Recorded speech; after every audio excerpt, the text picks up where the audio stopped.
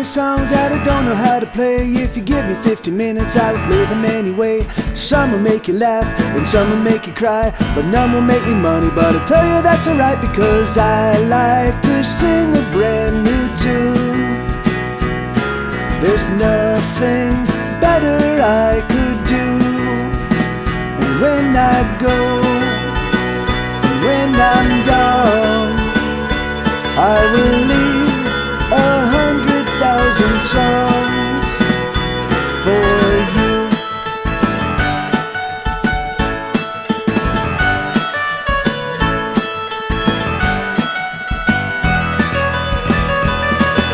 I gotta write a song, but I don't know what to say, so I'm gonna write some words and sing them anyway.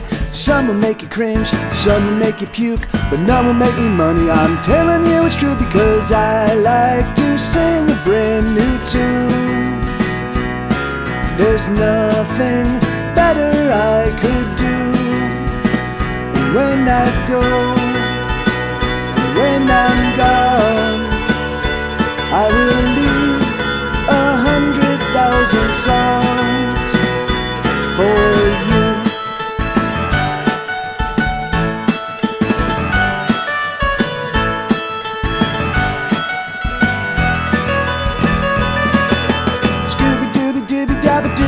Diddly dop bop bop bop diddly doo doo doo doo. A jingle jingle bomb digga digga diddle lop.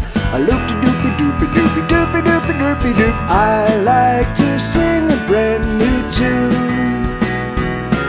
There's nothing better I could do. And when I go, and when I'm gone, I will leave 100,000 songs for you.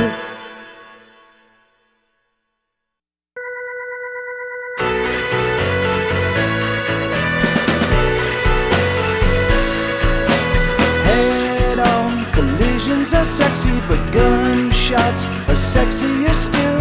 We can't quite follow the money, but we know it all ends in thrills. We have never been so entertained.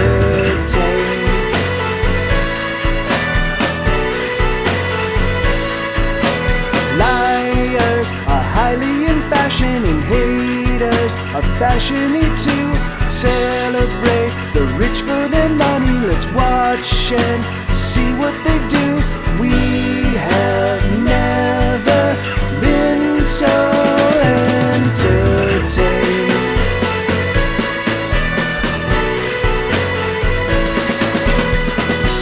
The story goes dum dum dum, blah blah blah. In high definition, oh, we taking it all. The heartache, the headache, the missteps and mistakes of woe and vitriol. The story goes dum dum dum, blah blah blah. We have never been so entertained.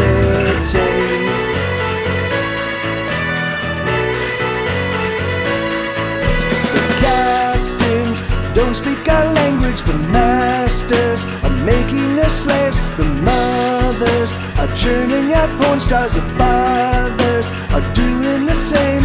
We have never been so entertained.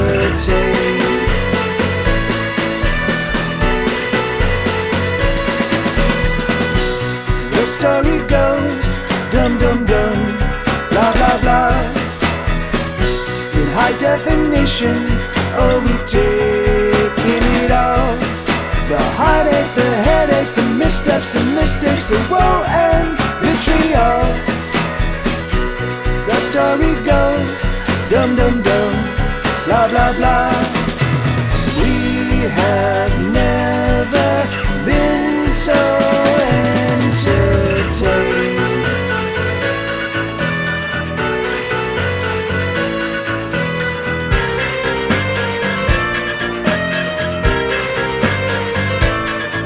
We're trying,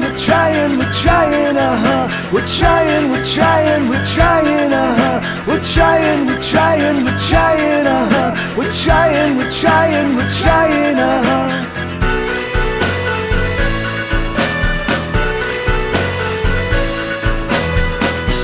The story goes, dum dum dum, blah blah blah.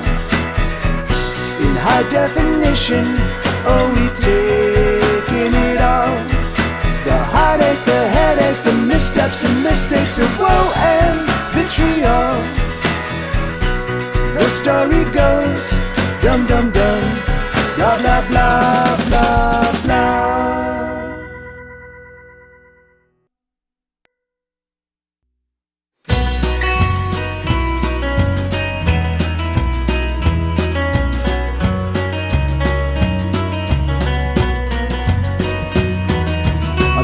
Wanted nothing, that's exactly what I got.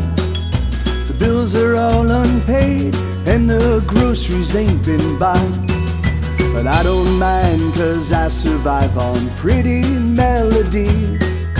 Songs, they are my sustenance, but I don't need to eat. Oh, I will sing my way out of here. Oh, I will sing my way out of here. And when they come to look for me, my bones, oh, they'll still be singing.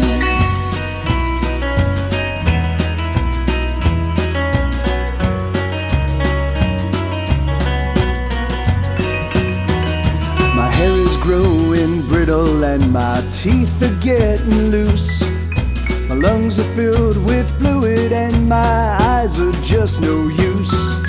I don't remember hunger, oh it seems so long ago that I tasted something other than all the songs I know. Oh, I will sing my way out of here. Oh, I will sing my way out of here. And when they come to look for me, my bones, oh, they'll still be singing. Oh, it's not so long ago that I was just like you, living as you do. Oh, you know what I mean. If you live to sing, hey, all right, let me see. you gotta eat your dreams. You gotta eat your dreams to survive. All right, that was a professional fade out because that's why I get paid the big bucks to do all this. Hey guys, how's everybody doing? So today, I kind of wanted to kind of suss it out, kind of suss out from you guys kind of what you. The thing is, like, I definitely would like to do some sort of like storytelling thing today. The thing is that like I'm not necessarily, like if you guys don't want to hear the continuation of last week's story, I can definitely do something else. But the thing is that like, yeah, I mean, I obviously have all sorts of interesting, harrowing, true life stories I could tell as well. And so I just thought I'd kind of run it by you guys before but the thing is that like, I think that Boone and I, so Boone, who's normally my guest, he and I make music together on Friday nights. He's actually going to be joining me. He's going to be, we're going to switch to Mondays, just because it works better for his schedule. His Fridays are usually pretty long, and he kind of travels all throughout sort of the, Texas, not Texas, but like the Austin area. And he's coming from pretty far away on Fridays, so by the time he gets over to my place, he's usually pretty tired, and then it's a long night of streaming. So we're gonna move the Friday night Mike TV Live with Boone. We're gonna move that to Monday, and then I think I'm gonna use this Monday. I definitely need at least 3 days off where I kind of like let my voice, my singing voice recover. So I think I'm gonna do. Oh well, I guess I could stagger it too, so I could do like one in the middle of the week. But anyway, so yeah, man. So I just wanted to get a sense. Are you guys? I mean, do you have any particular? Hold on, wait, let me log into that. Let me turn on the sound effects board. Do you guys happen to have any particular leanings one way or the other in regards to what sort of stories you'd want? I mean, the thing is like, I mean, I can continue with the story that I started last week. You know, that's totally fine for me. I mean, I love that story and it just gets better and better. But if that's not the kind of thing that really turns you guys on, I can instead regale you with road stories, stuff, you know, like stories that of things that happened while I was on tour. I can regale you with stories about my days in film and TV. I can regale you with you know, I mean, so it really comes to, kind of comes down to you know, what you guys are most interested in. And then the thing is like, you know, and if this doesn't, like, I'm just trying this out, you know, I'm just like giving this a shot. But anyway, and then if this doesn't work, then I'll sort something else out.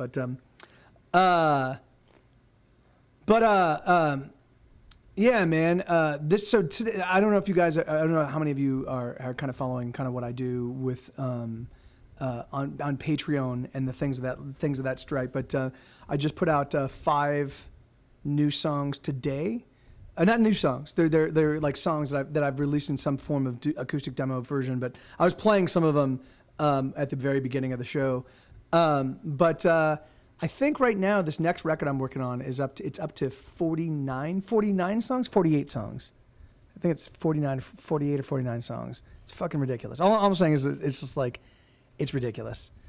This album, it has 45 songs. 45. Okay, well, 45 songs is 2 hours and 27 minutes long. Hey, good to see you. How you doing, Delaney? So I got your hard drive in the mail today. So although it went in at like 3 p.m, so I'm not certain if the mail guy picked it up. It might actually go out tomorrow. But yeah, I mean, I'm not certain if the mailman picks it up and it gets in the mail in time. Anyway, whatever. The mailman has it. Hopefully it gets processed anyway. Yeah. So yeah, right on. Good to see you. And all right, so the thing is, so I'm working on this Titanic record. It's a 45 song album right now. It's all outtakes. You know, it's like you like to call it B-sides, but I don't really have B-sides because I don't really do singles. I mostly do albums. And then I don't do a single. You know, like mostly because I don't promote the records anymore. I'm done with all of the attendant bullshit that goes along with like being putting out albums successfully. Fuck it. I don't. It's too much money for too little upside, you know. So and it's getting people to, hey, Katie Sprinkles, how you doing? Good to see you. Awesome. So today's show is going to be a little bit different than like, you know, because I'm basically trying to keep either Mondays or Fridays. So as I was saying, Boone's going to be taking over. I'm going to be doing Boone's going to be moving to Mondays. So I think I'm going to take Fridays and do something different. I just need a few days. I need a few days off to let my voice heal. In fact, I don't know if you can hear, but it's still a little bit damaged from just all the singing last week. So I was thinking I could regale you guys with just kind of stories. I started a story last week, but I wasn't 100% certain if people are into it. And if you guys aren't into it, then that's cool. I can definitely regale you with different kinds with other stories. And I certainly have like road stories. I mean, I could tell you about Get Set Go's very first tour. I could tell you about the tour where we took New Maximum Donkey on the road with us and we shot the documentary and all of the kind of crazy shenanigans that occurred with that, including us getting robbed of about $500 from a venue by the venue. The venue robbed us. The venue robbed the band because that's O'Brien's in Alston, in Alston, Massachusetts, is a piece of shit venue. And if you like it, if you know the place and you happen to live there, I don't care. The people there, that venue is a piece of shit. The booker's a piece of shit. They're all pieces of shit. They stole hundreds of dollars from us, and I can tell you that story. So it really comes down to whatever you guys want.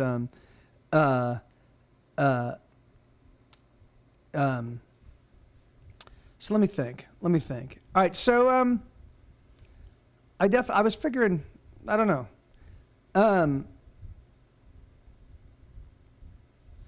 Yeah. It was a pretty frustrating experience. Actually, I don't think that we were with New Maximum Donkey at that point in time. That was the very first national tour that we did with the full band by ourselves. I think that was actually the one where we started in snow.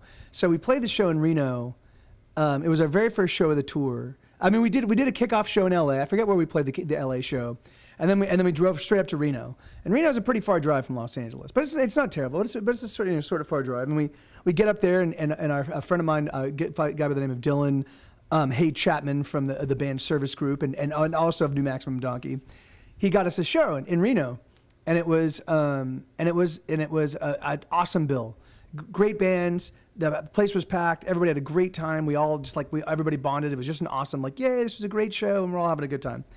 And and we just kind of tarried. Even though we had to, and the way that we booked tours, this had to have been our second or third outing.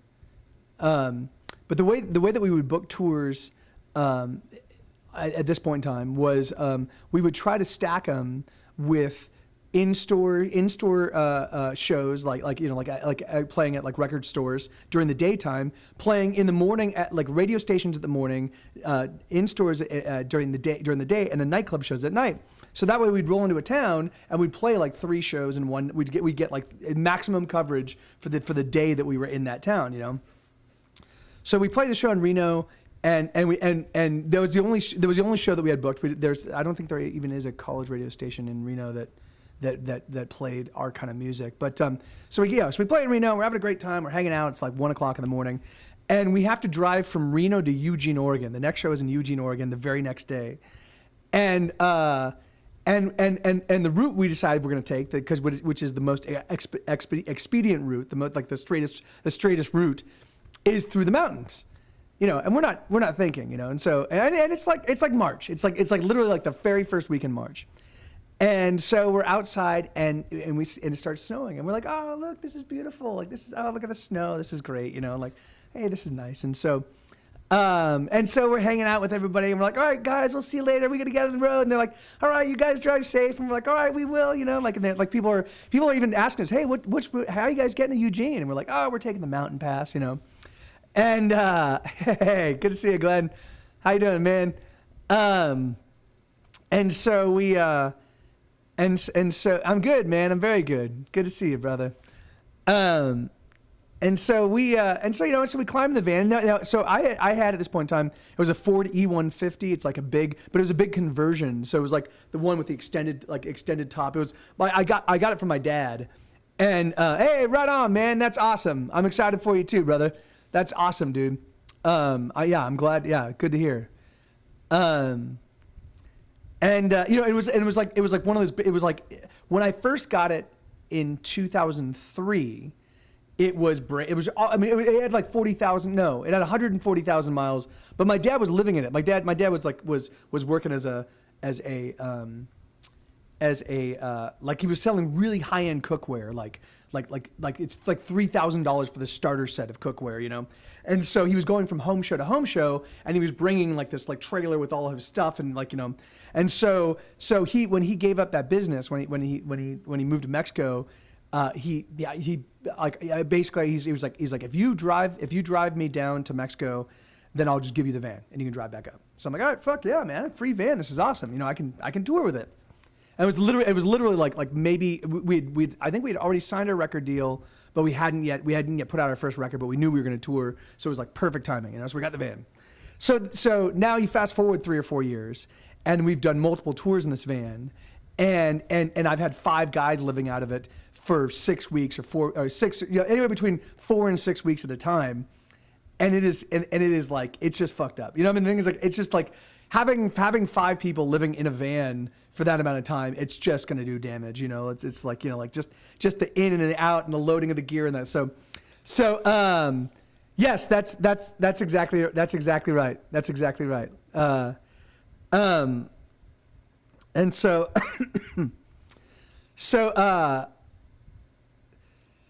So this van, this van, we also have a trailer, right? So we're driving in snow, and we're taking the mountain pass from, and it certainly is. I mean, really, truthfully, not really though, because the thing is that like when you're on the road, you don't change your clothes that much. You basically will wear the same outfit 3 or 4 days, and then like the thing is like you do get to a point where you're like, I'll fucking when you tour, man, like there's a reason why musicians look pretty fucking scuzzy when they tour, because the thing is like, it's like you don't really, I mean. We eventually got to the point where we were getting one hotel room with 2 beds, and the four other bandmates would stay in the room, and then I would stay in the van, just because I couldn't deal with snoring, and we had some people that were snoring, snores in the band. So the van's pretty beat up, and it's pulling a trailer with all of our gear and all of our luggage. So it's easily, because it's got like multiple amplifiers and a drum set. I mean, it's easily half a ton of van stuff. Of weight, extra weight, on top of the fact that we've got a probably 3/4 of a ton van filled with half a ton of guys. So we did do a living room tour. In fact, I still have some T-shirts from the living room tour that I'm going to be picking up when we head out to L.A. The living room tour was a lot of fun. Well, I'll talk about that a little bit later on. But so it's snowing outside, and we're like, oh, this is great. And so Jim, our guitar player, is driving. And we're we kind of get on the road, and we're like kind of going along. We're like, hey, this is beautiful. Look at the snow. It's like, this is great. Like it's like the roads. There's no one on the road. It's totally peaceful. And we hit this bridge. Now I know you guys. I'm certain that you guys have seen, because I think most bridges have this. You'll have like a little sign that says like, bridge is extra slippery when during bridge is extra icy. Like I've seen those my entire life and have never once given them a moment's thought, because never once have I encountered a slippery bridge. So we're on this bridge, and Jim for some reason applies the brakes. And the whole van and the trailer just slides towards the edge of the bridge, and we're like, and so we all freak out, but it manages to stop. We don't go off the bridge, but Jim's really freaked out, and I'm the only person that has a lot of experience driving the van, and so I'm like, all right, let me get in. I'll drive I'll drive, and we'll like. And I'm like, all right. I'm like, okay, it's snowing. So what? I think we need to get chains, right? Like, isn't that what we need? And so we all agreed that yes, chains. Now none of us are, except so Jim actually grew up in Boston. You think that he would be a great snow driver, but I don't recall. I think he had been in L.A. for 10, 15 years now, and kind of all of his snow driving experience. I don't remember. I don't recall 100%. But anyway, but all I know is that he doesn't have.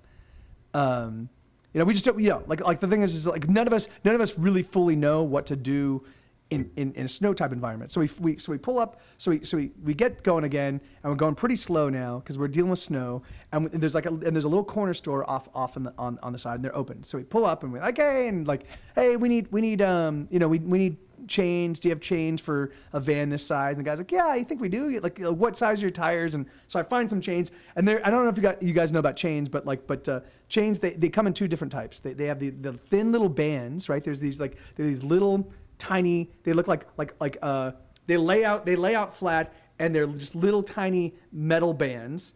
And then they've got the big things that look like chains, chinka chinka, like. So the thing is, like, so they didn't have the big chains. They had the That's exactly right. Good news. But we didn't know this. So we get the thin banded chains. We're like, all right, great. No, we don't. So no one says anything. We don't like read. We read how to put on the chains. We put them on, and then we start going. All right, great. We're on the road. So we drive maybe about 6 or 7 minutes. And I'm going like 50 miles an hour, 45, 50 miles an hour, and bam, the chain blows. We're like, what the hell's that? We park, pull over, go out, check. Oh shit, we lost one of the chains. So we turn all the way back around. We go back to the same exact spot. Now we've driven for like 6 minutes, so we've gone maybe about 5 miles, 4 miles. So we turn all the way back. We limp all the way back, and we get back there. We're like, hey man, we just blew we blew our chains. And he says, you blew a chain, like blew your chains. Like that's how fast are you going? And I'm like 50, and he starts laughing. He's like, man, you can only go like top on like the top speed limit you can hit with these chains is like 35 miles an hour. And we're like, 35 miles? No, we have like I think it's like a 900 miles between Reno here. Let's check this out. Reno to Eugene, Oregon is driving time. It's 426 miles. It's a 7 hour. So it's 7 hours. It's 7 hours if you're driving normal speed. 426 miles. Well, he's saying you can only go 350 miles. You can go 35 miles. So 426. So 426. This is fucking ridiculous. 426 divided by 35 miles an hour. It went from a 7 hour drive to a 12 hour drive. And so we're like, fuck, like we might not, it's 2:00 in the morning now. And we might, and we have a radio program. We had a radio show at like 10. So we reach out so we're like, all right, we're gonna have to call the record label first thing in the morning and let them know that we're not gonna make that. So we start, so we're driving and we're like, now we're going 30 miles an hour. We're in the mountains. We're just, we're going, and it's ridiculously slow. And someone had to pee. It's about 6 in the morning. We're going, like we've just been barely plugging along. It's like 6 in the morning, and someone goes, hey man, Mike, I need to pee. And so I'm like, all right, fuck it, let's pull over. I think, yeah, I was definitely driving. And so I pull over to the side of the road, and the road that looks like it's totally flat like this goes, zoom. The snow has filled up this ditch. It's a ditch. And so I go to pull off the side of the road, and instead I just drive straight into a ditch. So now the van is tilted like this in a ditch. We're in the mountains. We're on this freeway in the mountains. We haven't seen another car in 3 or 4 hours. And so we all climb and we're like, oh fuck, so the thing is so I have no snow gear. It's March. I didn't think I'm from Southern California. I've never had to deal with I go visit snow. I go ski on it. Yay. I go throw ice and then I return home where it's always warm, So I don't ever live in snow. So I only have like I'm wearing right now. I have a black Converse All-Stars, like the canvas shoe. I have no jacket.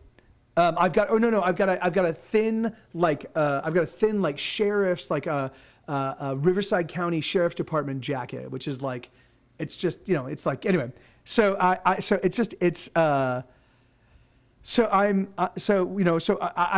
not prepared for the cold at all. I have nothing warm. I have nothing. So we pull over, we all climb out and we look, and so there's the van in the ditch. There's the trailer. The trailer is kind of like still in the middle of the road because we were coming at an angle when we hit the ditch.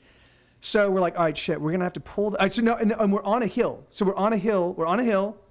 It's like an incline like this, but we're on a hill in a ditch with the trailer sticking out in the middle of the road. So we're like, all right, okay. What we're gonna have to do is we're gonna have to disconnect the trailer.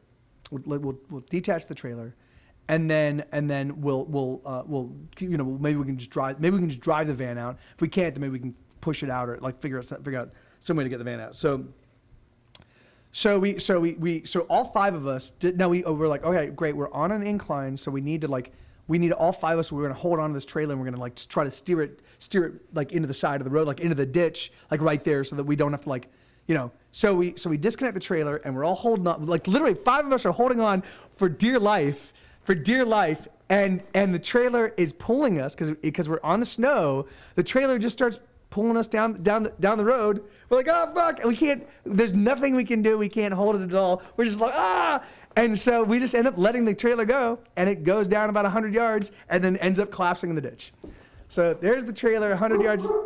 Sue, come here, bud. Hey, Satch, good to see you, man. How you doing, brother? So the trailer is now 100 yards down the road. Maybe it's like 40 yards, but it's like a far distance though. It's crazy how far it went, and the fact that we were like, shit, that destroyed all our stuff. So and then we try to get the van out. We try to get the van, and we can't move the van. There's nothing that we can do physically to get the van out. And we're standing there. We're standing there for maybe 20, 30 minutes. And so we're all starting to freeze now because none of us have actually brought really decent winter gear, So we're all layering up with like extra shirts and stuff like that. But there's not much we can do beyond that. And we're like, fuck, man. Like, oh yeah, no self-service. We can't call for anybody because we're in the mountains. And we're there, and we haven't seen a car in forever. And so we're like, fuck. We might die up here. Like this is like a very scary circumstance, except for the fact that it's ridiculous and it's like, it's like 6 a.m. but what if we don't see anybody? Like we'll die up here, And so as we're kind of like discussing what we should do, because we haven't even passed a town. Like we are in the middle of fucking nowhere. And so we can't even like, hey, why don't we send a couple guys off and go to the nearby town? We're just, no, there's not even a town to go to.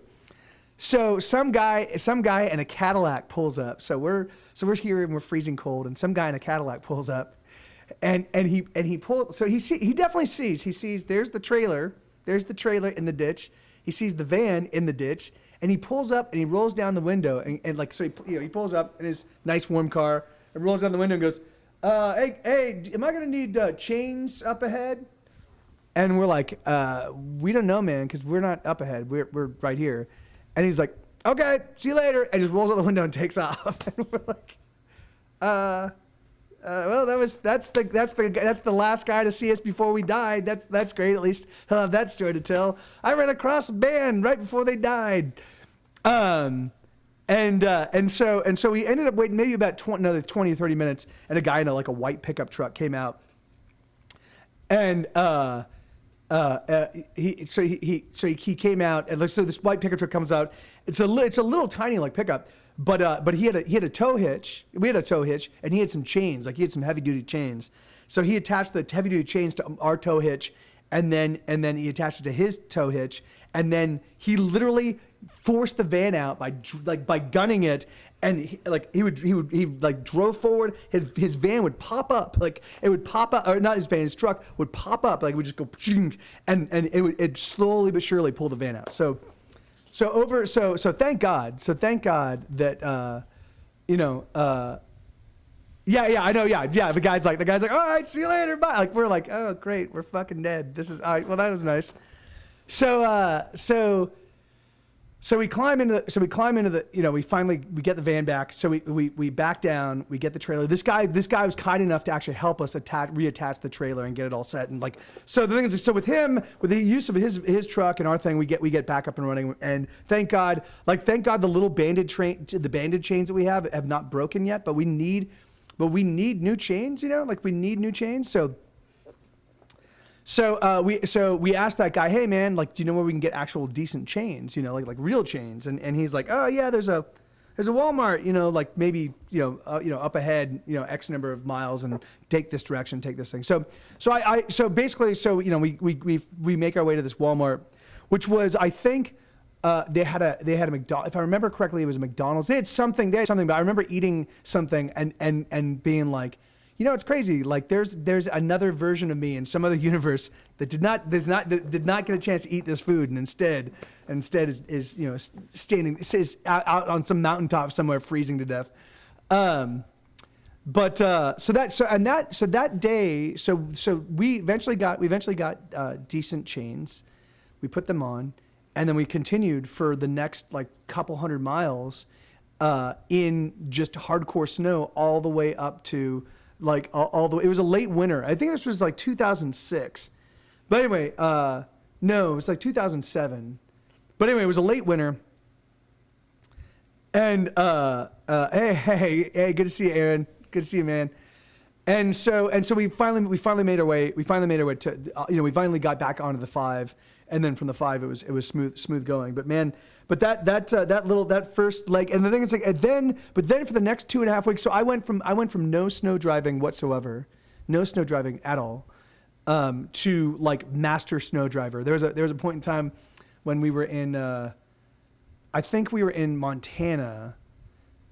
It was either Wyoming or Montana, and we climbed out. We all stayed in the hotel room, and we climbed out, and there was like 2 or 3 feet of snow on top of the van, and everybody's like fuck man, and I'm like, don't even worry about it. Like I was like, by that point in time I'm like, I got this, no problem, you know, like hell yeah. Because the good thing was the van was pretty heavy, like it was pretty heavy, so you know, with decent chains, like there was no stopping that guy. But and it was a V8, so it had a lot of power. But I went from no snow driving experience to like no worries. But there was when we were going from so we played a show in Spokane, I think it was, and then we had to play Missoula the following night, and so that maybe it was around noon or 1 o'clock in the afternoon. We're trying to get up to Missoula, and it's this. Yeah. And so in fact, you'll know exactly what I'm talking about. So we're in Spokane. We have to play. We're playing an amazing show. A buddy of mine has put together a show for us in Missoula, Montana, where we're playing with a bunch of friends. And there's just a ton of people that are super excited for Get Set Go to be in Missoula. And so it's like probably 1 o'clock in the afternoon. Now normally Spokane to Missoula is like a 4-hour drive, 3-hour drive, something like that. It's not a real long drive, so we get up to the there's a mountain pass, and they've got gates where they'll actually shut the mountain pass. You can't traverse it. You can't drive it whatsoever, you know.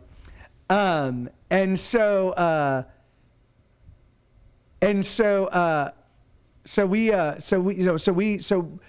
get up to this mountain pass thing, and they say, and they're like, and they're shutting the gates, and we're like, hey guys, we're playing a show, like we have to get up to Missoula, Montana, like how can we do this?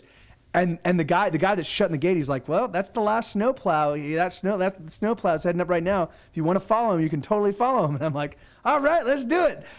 And that was the most fucking harrowing. It was, we couldn't see shit, because first off, the snowplow was pushing a lot of snow off, but also a lot of the snow so we just stayed right behind the snowplow. We must have been going 15, 20 miles an hour. So it was like, and we just literally just crawled all the way up the mountain, just, so we let them know. So it was like maybe it was by the time we actually got on that freeway, I think it was like 2 or 3 in the afternoon.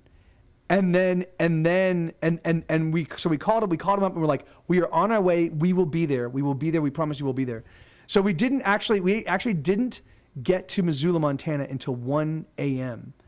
And as we rolled into town, we were certain that no one was going to be at the show. It was like, fuck, this is going to be, well, I guess we'll hang out and have a beer or something.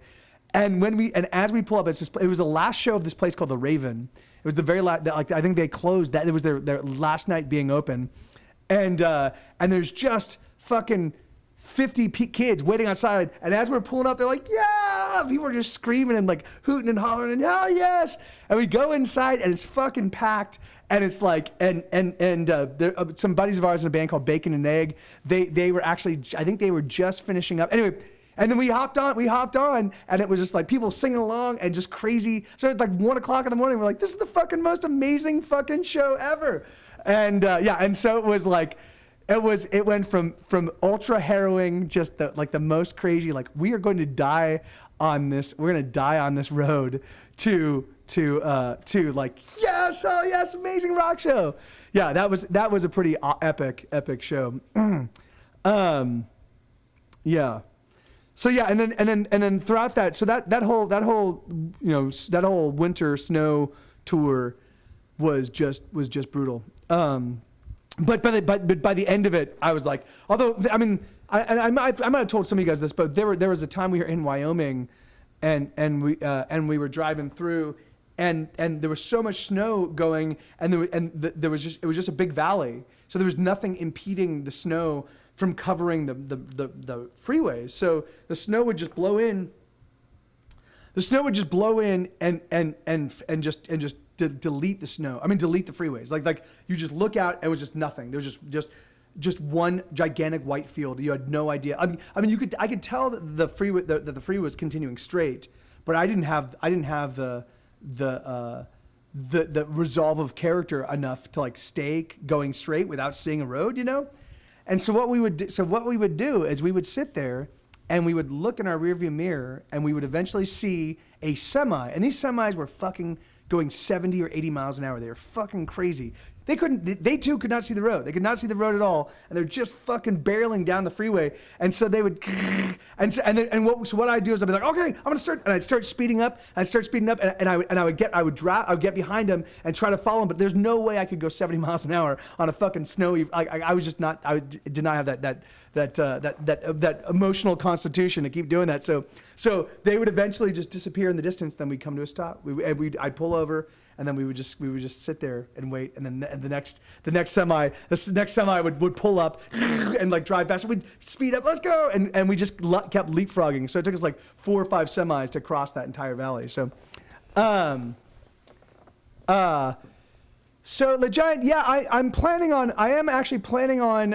I need a buddy of mine is going to be loaning me a tower because I can't record my albums and live stream with this same laptop because I record everything in 48K. I like the sample rate. The sample rate does not coincide with OBS. So I have to, a buddy of mine is loaning me a tower. I'm gonna pick it up over the next couple of days, and then I'm gonna set it up so I can actually stream me making the album. The thing is like I won't be as engaged with the chat as I normally am because I'll be working on my record, and that usually requires when I'm actually when I'm writing parts and when I'm kind of focusing on stuff, it requires 100% of my attention. But you'll definitely get a very intimate look at my songwriting and my album making process, you know. Yeah, right on, Satch. Yeah, man. I mean, I play all my keyboard parts, you know. But maybe to add, maybe for a little bit of added, maybe for a little bit of different, just to avoid homogeneity of sound. Yeah, maybe I'll tap you for some other stuff. Yeah, I know, man. Yeah, I just like, right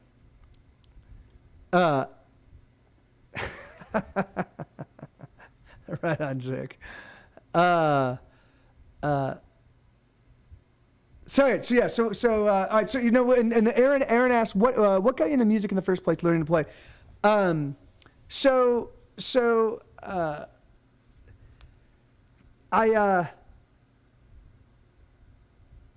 Well, let me answer LeGiant's question real quick because it's an easier to answer question.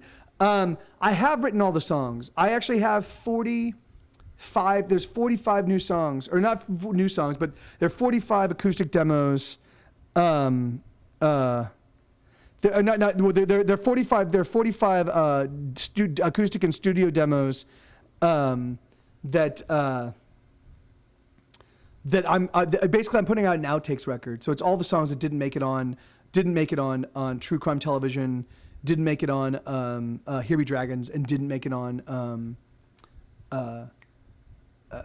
and didn't make it on Death and Taxes, because it's 2015 and 2016 studio and acoustic demos, outtakes. So it's basically 45 songs. I've even found 4 or 5 others I'm thinking about adding.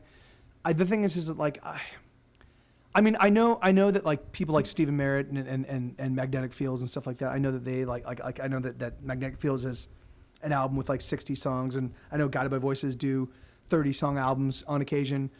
The thing is like all my songs are basically, they're all 3.5 minutes. So right now I've got 45 songs and for this on this album, and it's 2 hours and 27 minutes long. You know, I at some point in time I have to pull it back. You know, at some point in time I have to just let it, you know, let the songs be what they are and be done with them, because otherwise it's gonna take me fucking forever to get through them. And it's funny, I'm the more I listen to them, the more I realize that like a bunch of the songs don't really need a lot more. Like I don't want to add parts just for the sake of adding parts, even though I like doing that. I think that sometimes I kind of like I'll overproduce a song, so I'm gonna try to keep a lot of them as simple as I can, you know, as simple as I can get away with. But yeah, man, I mean, I was listening to it today. I mean, it's pretty. There's a fucking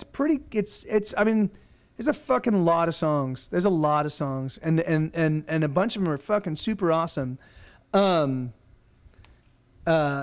You know, and if you guys have been paying attention to my stuff over time, then there's a good chance you'll know. But here, there's a good chance you'll know a bunch of the tunes, or you'll have heard them here. No,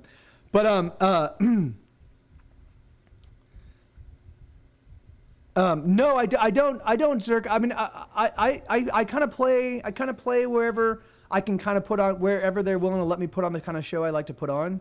Because I like to play a set, like, you know, for maybe about 45 minutes, and then I like to take requests until people are done requesting.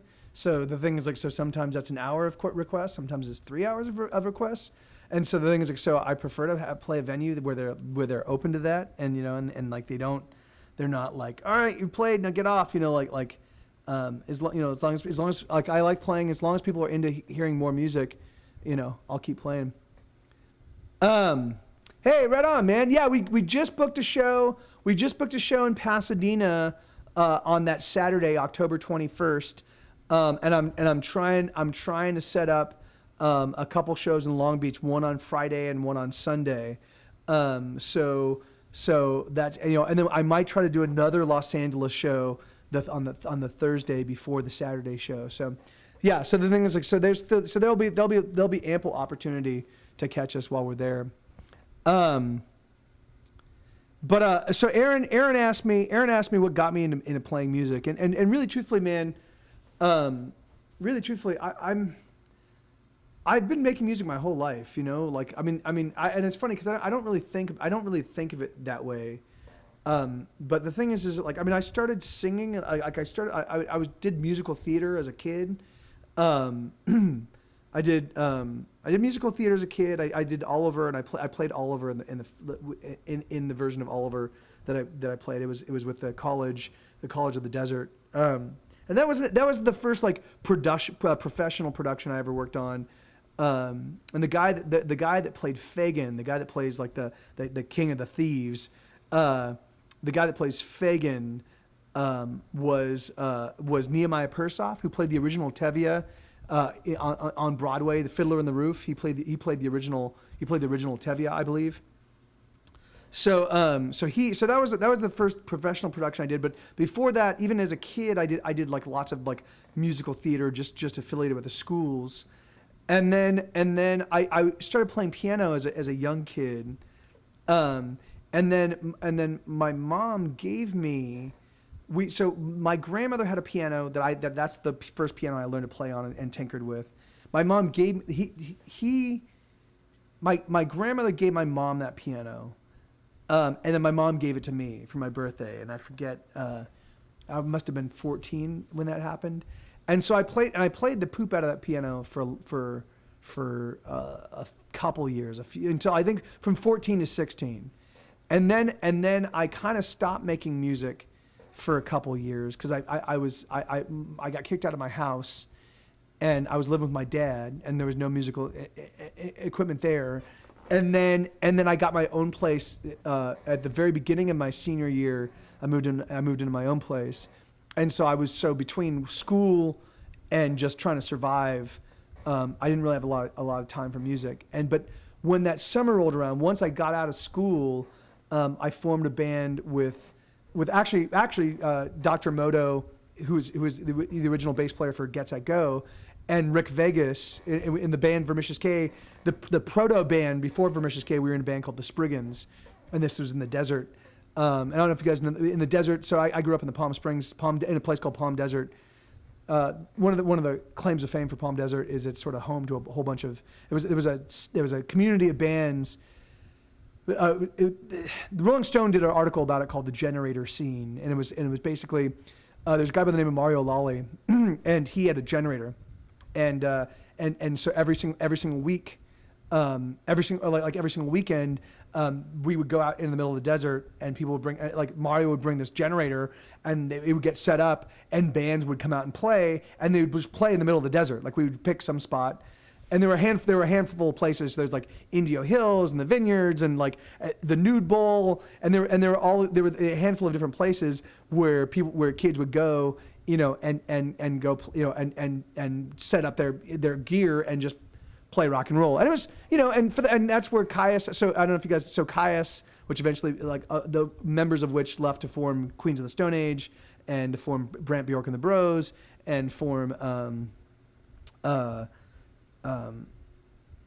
Bjork and the Bros, Queens of the Stone Age, and then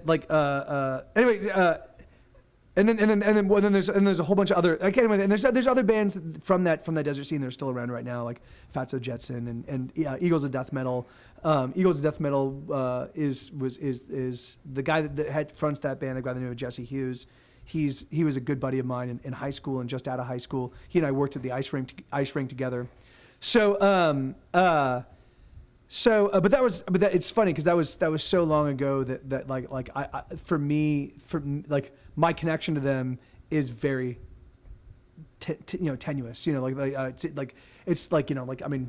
I see them, hey, how you doing? Like, it's not like I didn't maintain a relationship with any of them. And there's a point in time where I thought, hey, maybe I could kind of join, because there is a big desert community, and there are a lot of people from the desert that still play and still interact with each other. But that's not really my world. I mean, the thing is, even though I started making music in the desert with those guys in that desert at that time, playing at those same places out in the middle of the desert, the thing is that that's not really kind of where I came up. I didn't even really take the music seriously until I got to Los Angeles, and until after I left Universal. It really wasn't until 1996 that I started really kind of thinking about and taking music seriously. Hey, that violin chick, how are you? Awesome. God damn it, Satch. All right, brother. You be well, man. Hey, Bobcat. Good to see you, man. I'll see you later, Satch. You be well. Have a good time at work, man. So the thing is like, so I kind of came up in that scene. It's funny. It wasn't really even a scene. Like, the thing is, or maybe it was. Maybe that's how people saw it. But the thing is that for me, it was just like, this is like what you do. Like you there's nothing to do. There's nothing happening in the desert at all. And we've got a band that normally plays in our garage or our buddy Jamie's garage, and we got invited to play. Shall we go play? Hell yeah, it's something to do, And we would take all our shit out and we would go to the middle of the desert and play music, or we'd go to a swimming pool and play at a swimming pool, or we'd go into a warehouse and play. No, it actually got serious about 5 years before Kiss or Kill. So Kiss or Kill kind of happened, really kind of kicked in right around 2000, and for me, it really started kind of taking off around 2000 or 1996. So I think the band was put together. Mrs. K was put together in October of 1995. It could have been October of 1996, and we put together. So it's really funny. I was brand new to writing songs. But my bandmates were good. So this is Dr. Yeah. Yeah, man, I'm an old man. My bandmates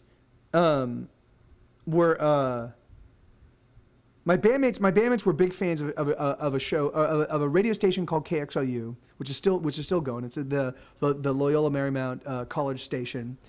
And in particular, there was a show called Demo Listen on Friday nights. Demo Listen was where basically any band could send in their music, and if they liked it, they'd play it. And it was like, and you would just send in an acoustic demo, or not an acoustic demo, just any kind of demo. Like if you record it on a 4-track, you send it in, they'll play it. So we had, and so one of the amazing things about my band and me making music from this point on till into infinity was the moment we started writing songs, we also started recording them. So I was learning the recording process alongside the songwriting process, alongside the playing in a band process. Like I was learning all of the attendant skills that you need to learn as a musician. I was learning them all at the same time, you know, and that was awesome because so we would put together these fucking, you know, these like acoustic demos, which now when you go back and listen to them, they fucking sound awesome. They are so cool sounding because they're fucking. And here, I'll play. Here, let me play some for you just real quick because they're just crazy. I mean, this is 20 years ago. We did this on four track cassette tapes. Hold on, let's see. This is like the very. In fact, all right. So this song that right here, this is the song that we. So my buddies said they're like, okay. So they're like, Mike, the guys from Demolition, they're big Star Wars fans. Now this is 1996. This is before anybody's talked about the prequels. There's been, as far as anybody knows, Star Wars is done. You know, George Lucas is not doing any more Star Wars at any point in time. So really, if you were a kid, if you were one of my age and you grew up with Star Wars, the thing is like it was a real touchstone. Like it was like if you were a Star Wars fan and you met another Star Wars fan, you're like, hell yeah, brother. You know, so these guys were big Star Wars fans. And so they're like, we need to write a Star Wars song. Well, I always felt that it was complete bullshit that Boba Fett died in the Sarlacc pit, right? He's the best fucking bounty hunter in the galaxy, and he gets blindsided. Hey, John, good to see you, man. Yeah. That's 1996. I think you're right. So, wow, that's crazy. That's crazy, Alina. Alina. So anyway, so I was saying that I thought it was total bullshit that Boba Fett died in the Sarlacc pit. So I was like, I will write a song about that. So this is the song I wrote. IG-88 is great, and Greedo is a pro, but no one can compare to Boba Fett. He's running up his go. Everybody knows that the best in the galaxy is Boba Fett. Fortuna is a queen, and Jabba is a hut. They agree there's no one better than Boba Fett. He's running on his go. Everybody knows that the best in the galaxy is Boba Fett. Anyway, so it's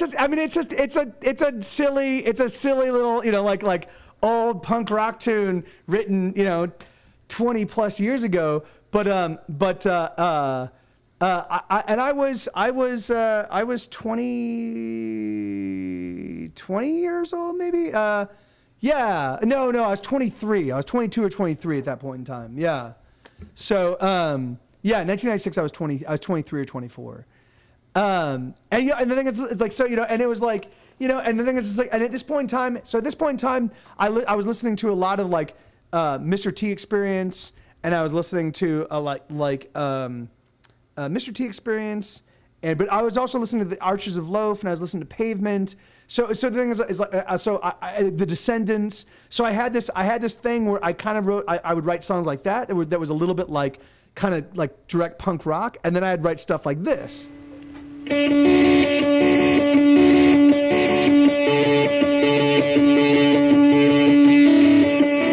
there's like this weird like. If there was a rail yard, just be on my backyard. Oh, would you go like a hobbit on a strong Dr. Jack dies?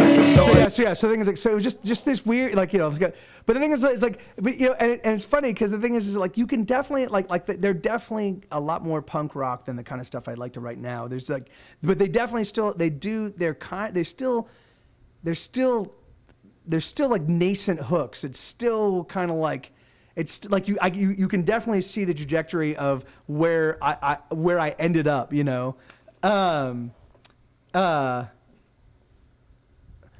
Yeah, I mean, it's really funny because the thing is like for me, Aaron, like the things that I stole most from the Archers of Loaf was the vocal style, you know, I really loved I loved Eric Bachman's vocal, like the way he would punctuate second, like you know, dun dun dee dun dun dun dun dun, you know, like that was just like, and so,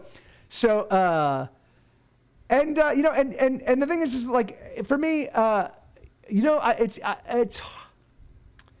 I don't hang on to my worst songs, right? So the thing is like, so I'll write a song, and if I don't like it, and if it doesn't resonate, I kind of let it go, and I don't remember it. So and sometimes what'll happen is I will write a song, it's got good ideas, but it just for whatever reason doesn't coalesce into a song. But for some reason I've got a real good ear for remembering melodies. So what happens is that like I will come back and what all the good parts in the song that I didn't like for some reason get distilled. And I leave all the so eventually so sometimes I'll go back and I'll listen to songs that I'll listen to like these like old acoustic like me just kind of like noodling around, and I'll be like, oh my god, that little melodic line right there is actually the melody for this song that I wrote 2 years later. You know, I was tinkering with that melody idea a couple years ago. And now only now is it making it into a song, you know. So the thing is it like, so the way like the way my brain works in terms of like constructing melodies I mean, the thing is I'm doing it all the time. I mean, I do it all day long, all the time. Even when I'm not actually sitting down in front of the computer or sitting with a guitar, I'm still like, I mean, like I'll chase Sue around the house. And I'll be like, you're gonna get got, you're gonna get got, you're gonna get, you know, and I'll sing, and I will sing to him, you know, whatever, you know, like whatever melodies kind of come to mind as he's running around, you know, and yeah, the thing is that like I don't know, I mean, so the thing is like, so yeah, so for me, like I don't hang on to the songs that I don't like. I don't hang on to them. I don't. If they're not working for me, I let them go. If they are kind of working for me, I record them and I don't think about them. Then I'll come back. So in fact, this is usually the way I work. I will take a song. I'll take a song idea. I'll start fleshing it out. I'll throw in some chords. I'll throw in some lyrics. If I'm so inspired, sometimes I'll just write it and sing it and play it. I'll record it just on one track, all of it, and be like, all right, I'm done. Sometimes I'll be like, oh, I really like this song, and I'll do double guitars, and I'll add shaker and tambourine, and maybe add some piano. Sometimes I'll even add drums or bass or like. But what I'll do is when I'm done working on that song, then I'm just done with it. I walk away, and I won't even listen to it for 3 or 4 or 5 days. That way, when I come back to it, I'm coming back to it with completely fresh ears. And then I'll sit down and I'll listen to it, and if it resonates with me, then I'm like right on, this is a good song. If it doesn't, then usually I'm like, I hate the song. But one thing I've learned over time now is that sometimes I will listen to a song and not like it, but then I'll come back to it 6 months later or a year later, a couple years later, which has happened right now with all the stuff I'm working on now. And it turns out they were great songs. It's just that like for something about them, maybe they were too simple to my ears at that point in time. And maybe I was like, it's a 1-4-5 song, and I've already got a bunch of 1-4-5 songs. Or often I'll write songs about the same, like from a lyrical perspective, I'll write songs that are kind of around about the same idea, you know? And then I'll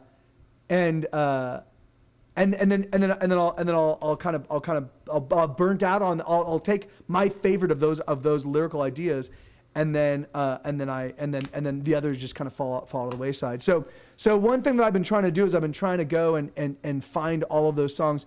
And so, yeah, Aaron, I don't know, man, maybe the thing is that like, I actually don't have the hard drive with all of those files on this computer.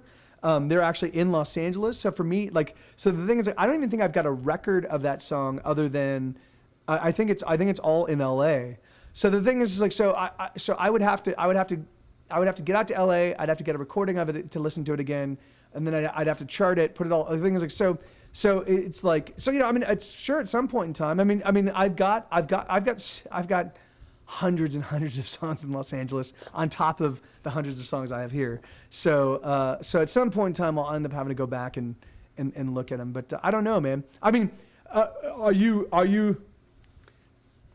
Yeah, if you want to shoot it, like if I sent you a copy of the demo at some point, if you want to shoot that out over to me, I mean, I could definitely learn it. I mean, I could go back and I could learn it,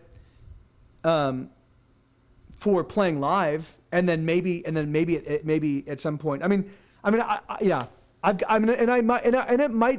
might be somewhere on this hard drive as an MP3 in iTunes, but I don't have it as Pro Tools files, because all of the Pro Tools files I left in LA. But yeah.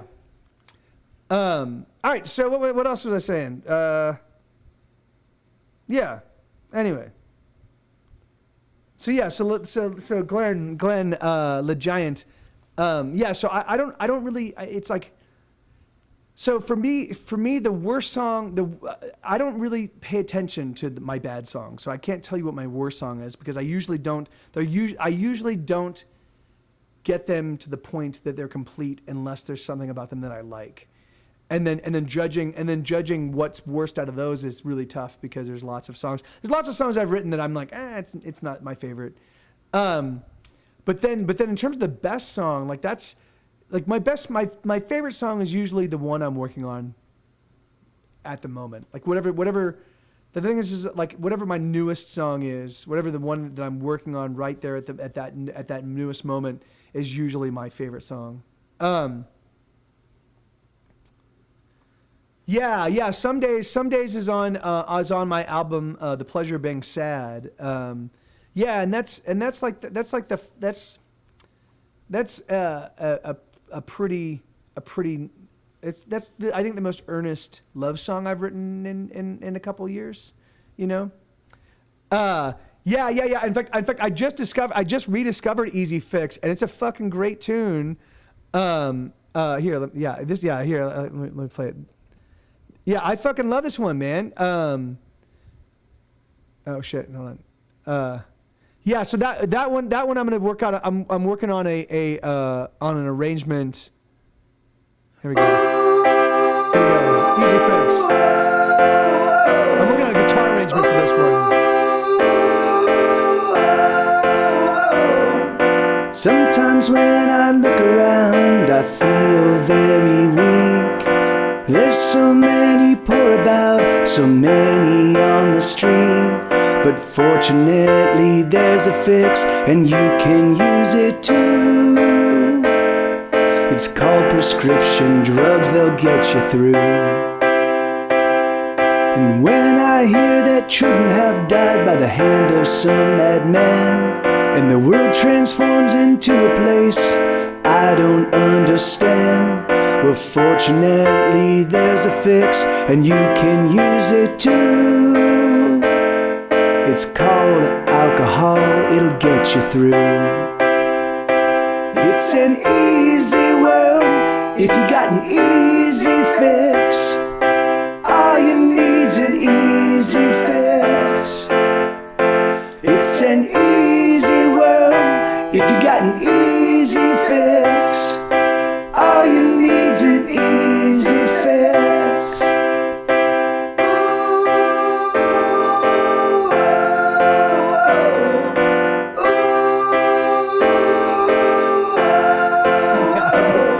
And when I'm low and feeling down, and no one is around, and I feel like almost every day I'm just losing ground, well, fortunately there's a fix, and you can use it too. It's called crack cocaine, it'll fuck you up. And when I consider all the rampant avarice, all the good that could be done, but instead we're getting rich, well, fortunately there's a fix, and you can use it all. It's called heroin, it'll take control. It's an easy world if you got an easy fix. All you need's an easy easy fix. It's an easy world if you got an easy fix. All you need's an easy fix. Seriously, Dr. Dre. It's an easy world if you got an easy fix. All you need's an easy fix. Well, okay, maybe some drugs are alright. It's an easy world if you got an easy fix. All you need's an easy fix. Yeah, so that one's definitely a fun one. In fact, yeah, let me. I think that one's part of the new Big Batch. Yeah, so that one's actually going to be on the new record in some form or another. Yeah, this new record, this new album of outtakes is just, it's fucking ridiculous. It's so, hey, thank you, Josh, right on, man. Never the Right Time. Here, let me see.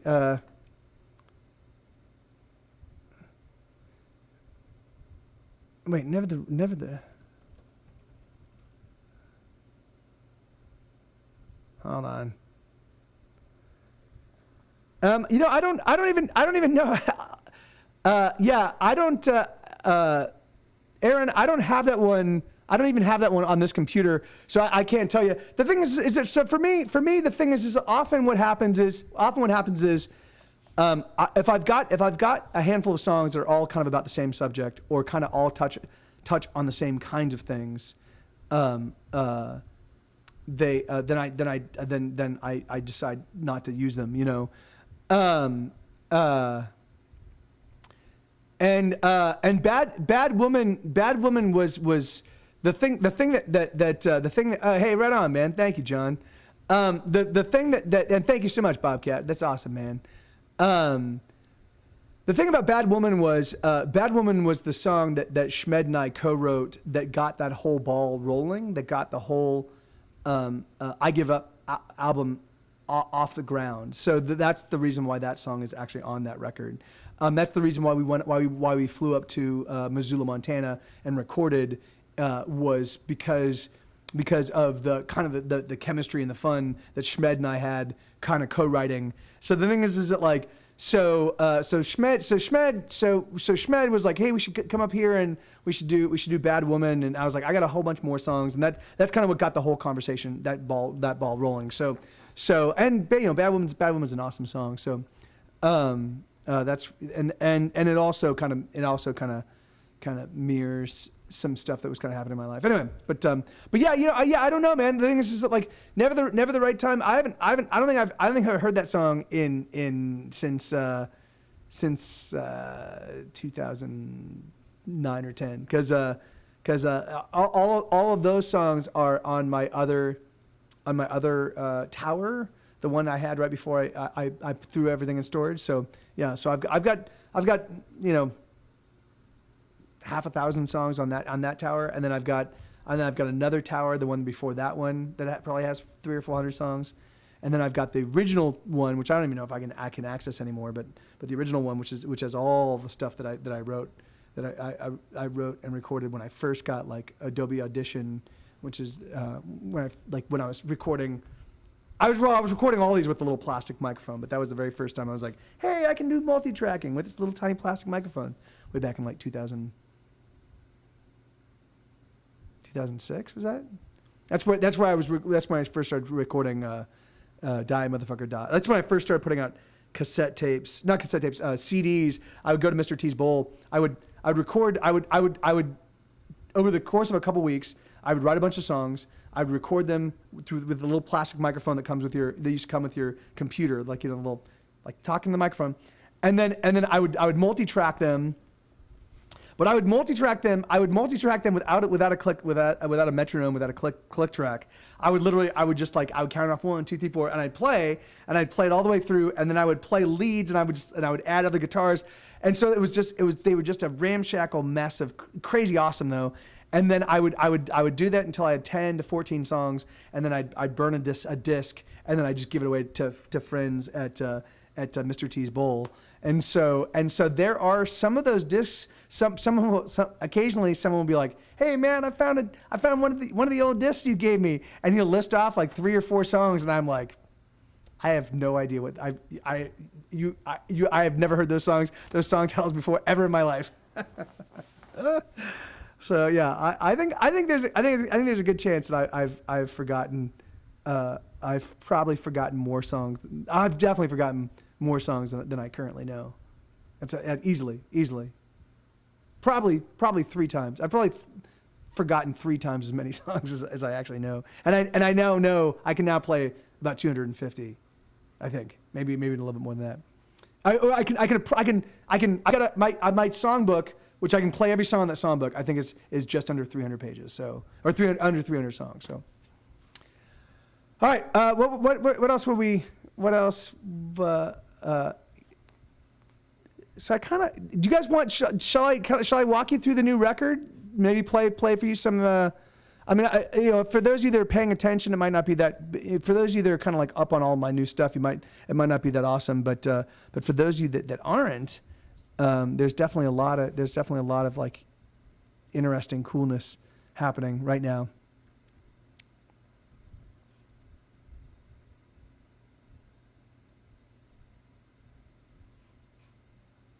What do you guys think? Should we keep telling stories? Do you guys shall I play you some here let me play some of the stuff I did today. Here this is I just added some drums and some bass to this one.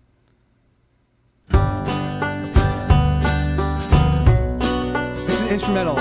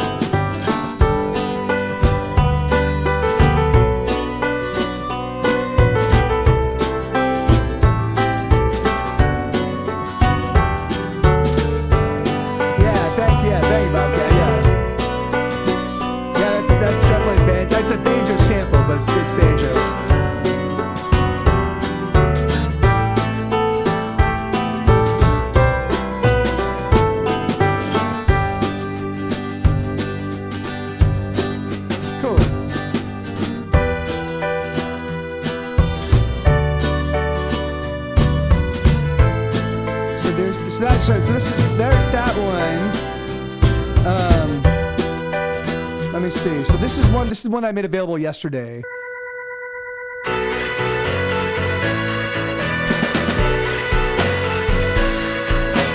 Head-on collisions are sexy, but gunshots are sexier still. We can't quite follow the money, but we know it all ends in thrills. We have never been so entertained.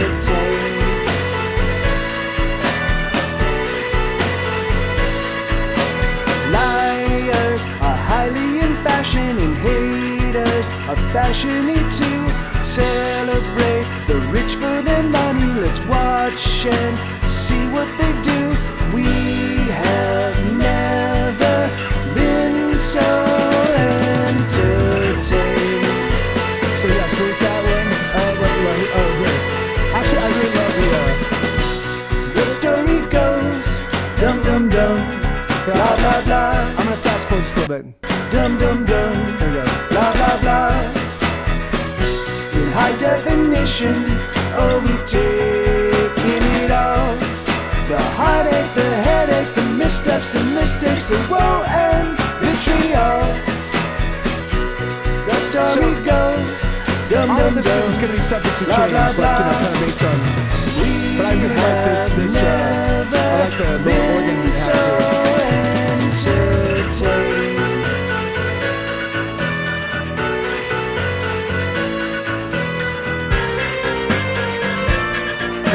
For some reason, I really love it. We're trying, uh-huh.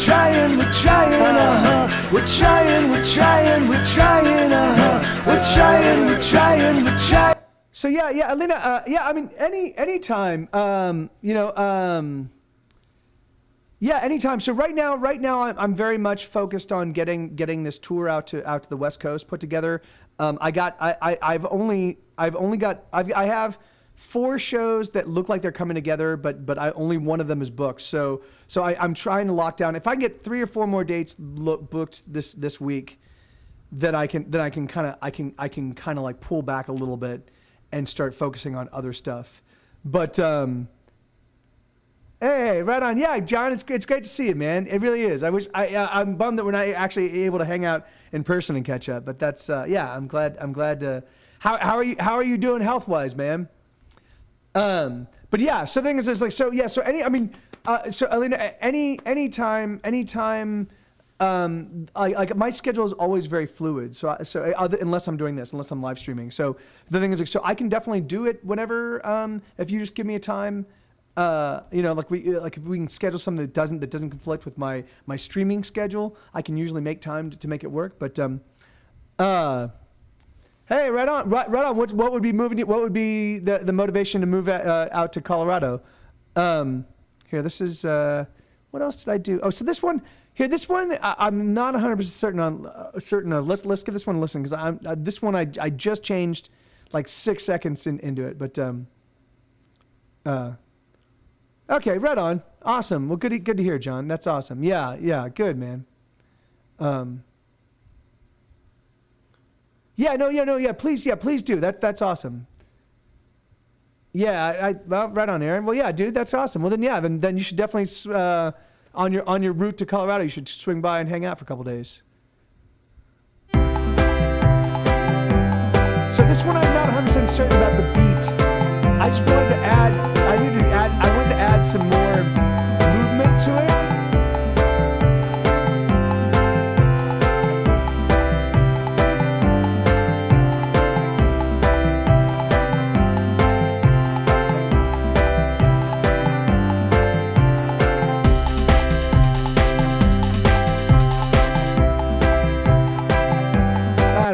I don't know. I'm gonna have to let that one.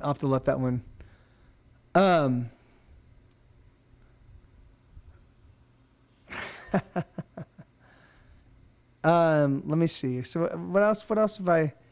So right now I'm just trying to see like what else. I know I got a whole bunch of stuff done today, but let me see. What were some of the other songs that I posted? I did. Oh, here. So this one I did a new remix of.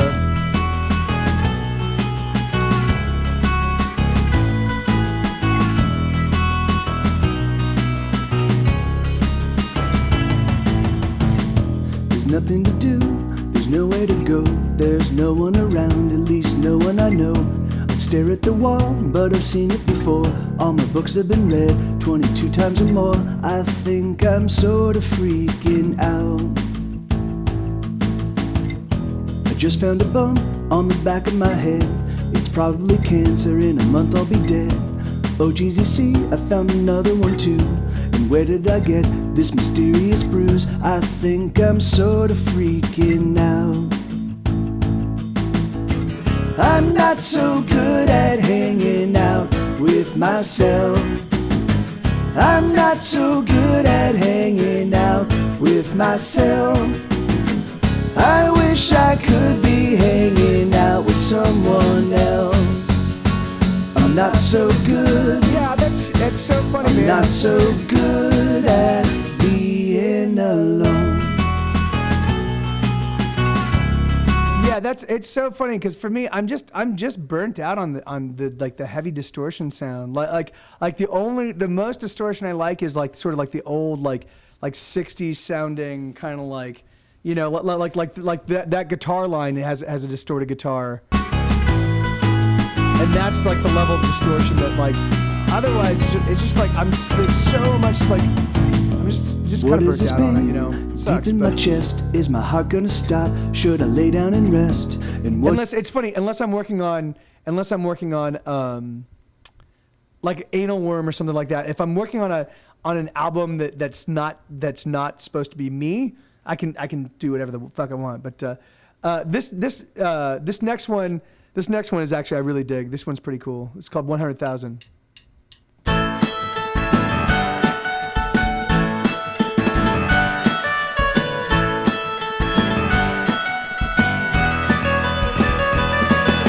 Got too many songs that I don't know how to play. If you give me 50 minutes, I will play them anyway. Some will make you laugh, and some will make you cry, but none will make me money. But I tell you that's alright, because I like to sing a brand new tune. There's nothing better I could do. And when I go, and when I'm gone, I will leave 100,000 songs for you.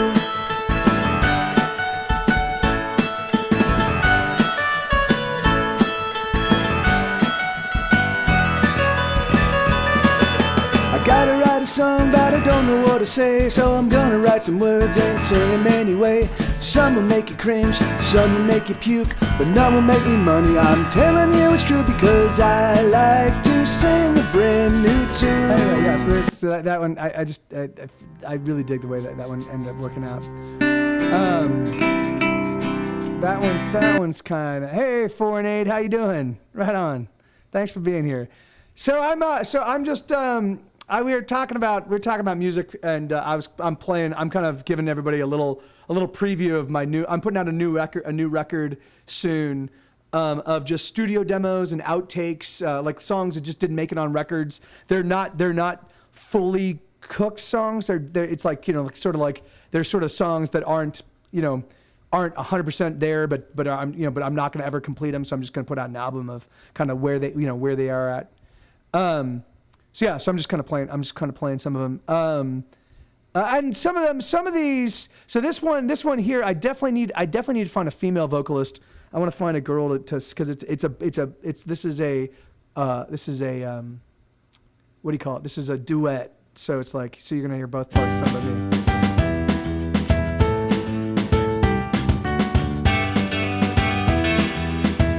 Hey, Andrea.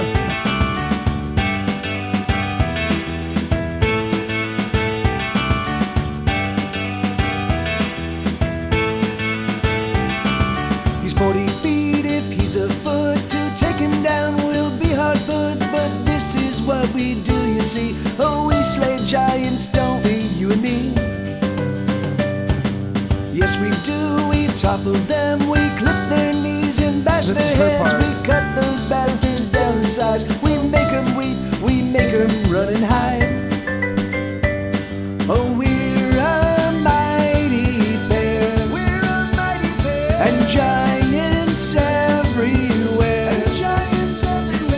run in fear and piss their pants. Oh, we slay giants. So yeah, so there's that one.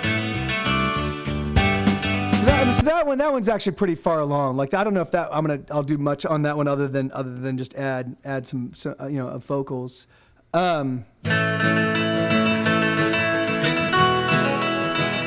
one, I think I want to add some drums and some bass to this one. But I'm not 100% certain. I don't know.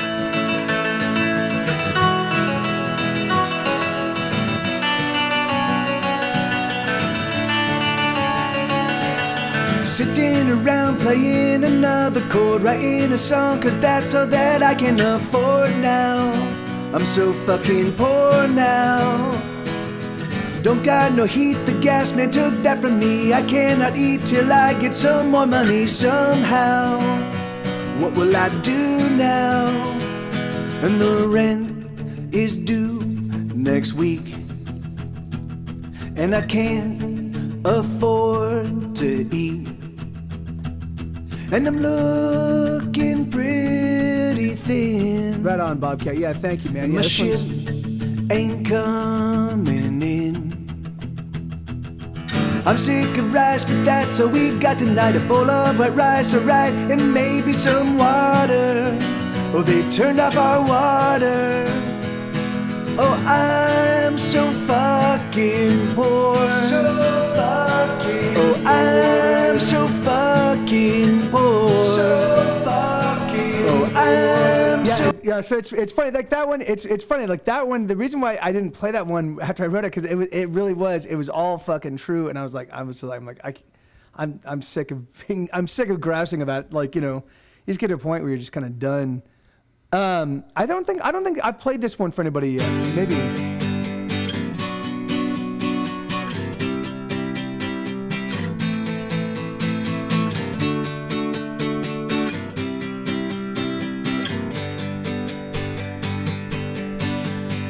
She's so sick of trying, she don't wanna try no more. She's done with silly boys and all the ways they try to score. Love is for the fools and idiots who think they're sure.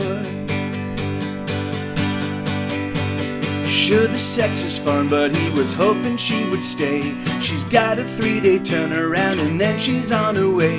He's not saying let's get married, but can't say I really like this one. I don't like the second lyrics. The second and that's verse why lyrics, they want to say, oh, that we're bound to break underneath the weight of all the loneliness. And that's why they want to say, oh, that we're bound to break underneath the weight of all the loneliness.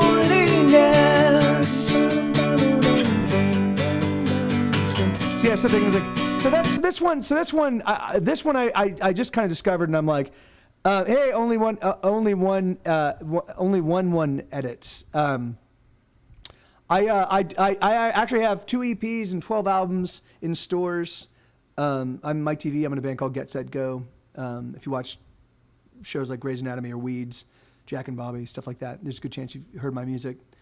And I'm just and right now I'm just kind of hanging out with some friends and kind of walking them through the new record I'm working on. This is an album of outtakes and things of that nature. I guess hey, that's great. I don't smoke weed. Weed is the one drug that I can't abide. Not that I like, more power to you if you can. I just, for some reason, I can't. My body doesn't take to it. But everything else, I've done everything else to excess. Let me see what else. Maybe I haven't. I'm looking to see like what other songs on this album that you guys might not have heard. This one.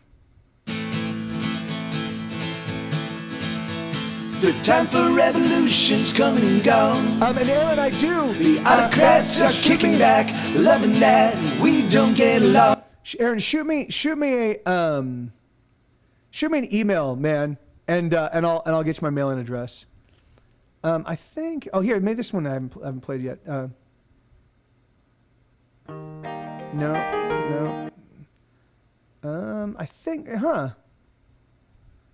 So I think all of these.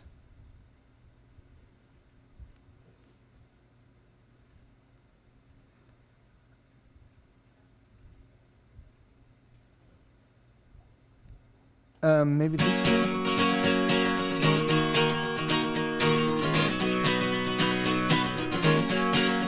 Yeah, we didn't want to. Yeah, this is one of those ones where I wrote it and just it's just one take all the way through. We don't want to get dressed.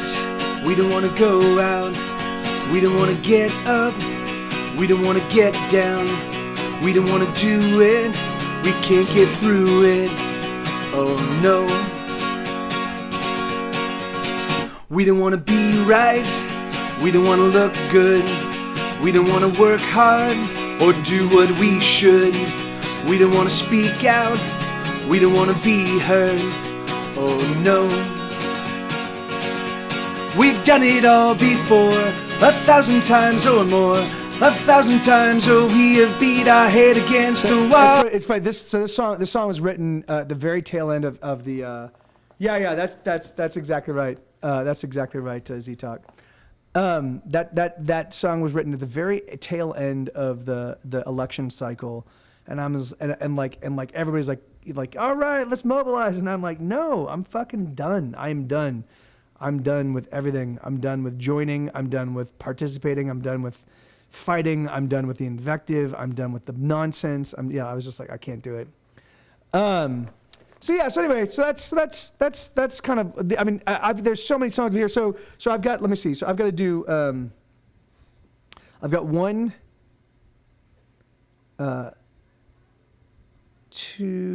One, two, three. Sue, no. 4, 5.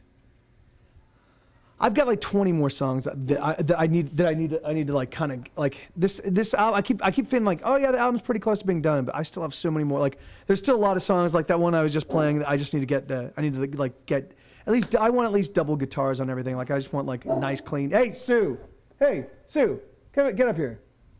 Come here, man. Come here. Give me one second. Let me get the dog. Hey, come here. Come here. Come here. Come here. Hey, Sue. Come here. Come here. Oh. But yeah, so the thing is like, there's here this. I think this one. You're using Bonetti's defense against I've me. got so many. Anyway, I thought it fitting, considering the rocky terrain. It'll come together eventually. Naturally. You must expect me to attack with Capaferro. Naturally, but I find that Tybalt cancels out Capaferro. Don't you? Unless the enemy has a study, he's a Grippa. Which I have. There's that one.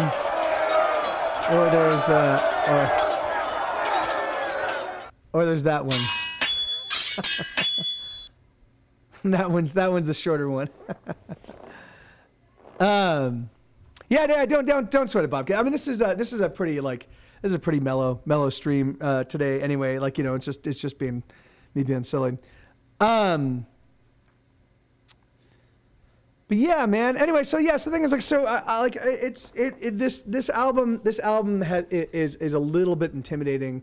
I feel like I've been working on it nonstop for 3 or 4 weeks now, and it's like I make a little bit of progress on a song, and then I come back to it a week later, and then I'm like, I fucking hate this. In fact, yeah, I think I'm just now starting to get to the point where I'm pretty happy with a bunch of the mixes.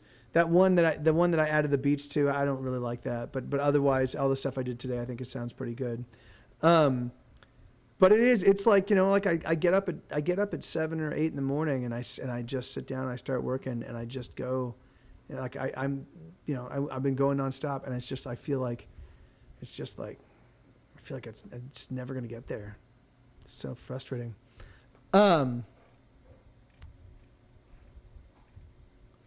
Yeah. Anyway, so there's that. That's a little previews of the album as it stands. Well, I mean, what do you guys think? I kind of feel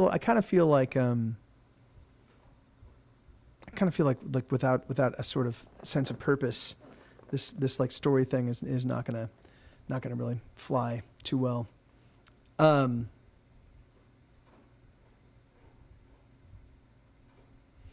me think. What was it? So I was telling road stories. I was telling road stories for a little while, and then, yeah, unfortunately, I can't play. This piano. This is a controller keyboard, so it interfaces directly with my Pro Tools, and so I don't really have. And I bet you there's a way that I could actually buy get some sort of like MIDI. Don't even sweat it, Bobcat. Don't even sweat it, man. I think there's a way that I can actually get something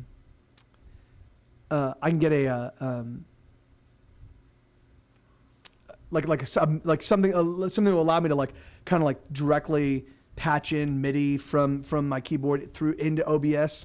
I just haven't really explored it yet, because the thing is that like the keyboard is mostly used for my recording. It interfaces directly with my Pro Tools, and so and that's what I use to play all my samples. So that's when you hear even bass. I've got a couple bass guitars in Los Angeles, but I didn't bring them with me here. So the thing is, so when you hear bass on the stuff that I've done recently, it's mostly me just playing on the piano. So all the piano, all the strings, all the banjo, anything that's not a guitar, is usually just me playing samples on the keyboard. So all the songs that I just played for you, anything that you heard there that wasn't guitar or drums. Drums, for the most part, I actually build it. Well, I used to build the drum tracks beat by beat, but I just recently started. There's a fellow that has like sort of like royalty free drum. He has little drum loops like live. He plays live drums and plays like little patterns. And so I've been taking some of that and combining it with some of the stuff I've done. And so it's a little combination of me building the drums using individual drum hits and then me using some of his patterns. So, and then my songwriting process. I mean, I've definitely kind of walked you guys through it because we've co-written songs together, me and the chat. The thing is like that's exactly how I write songs. You know, like the way I've done it with you guys here is exactly the way I do it anywhere else. Like so basically, you know, like I kind of start off with an idea. For me, I have to know where I'm going with the song. So I start off with an idea. And then I find the tonic. I find the chord that, you know. So it's like,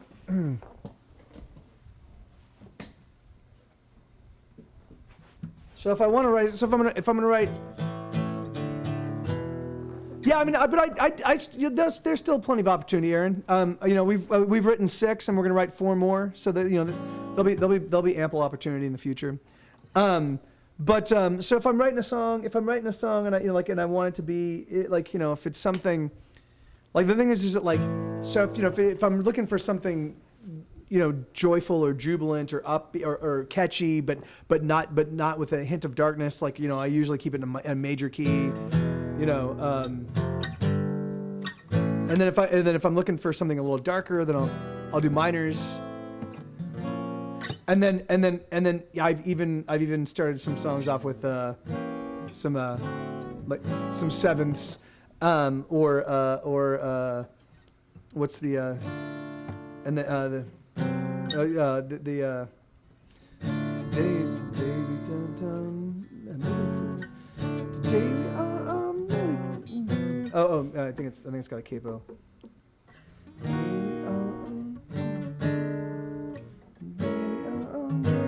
Singing out with joy. Today we all are miracles. Today we all are joyful voices. I think it's right here.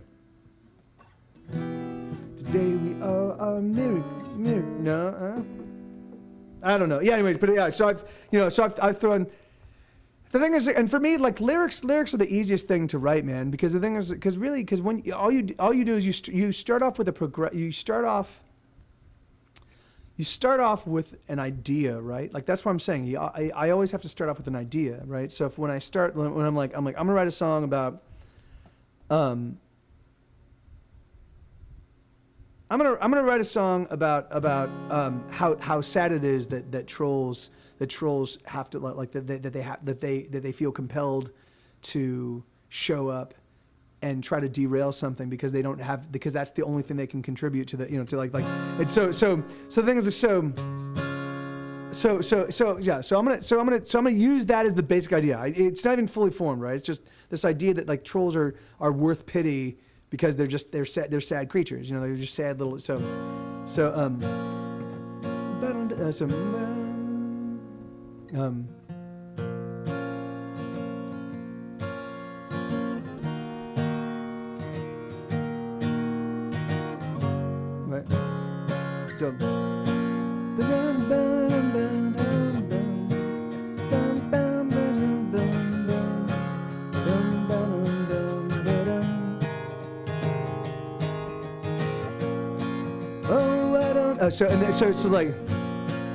you get up and so you get up feeling down and there's nothing to.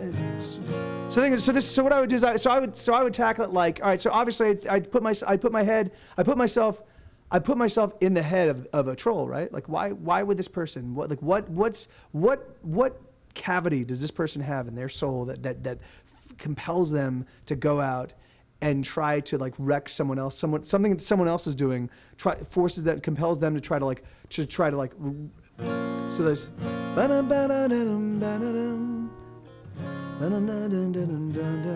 So oh,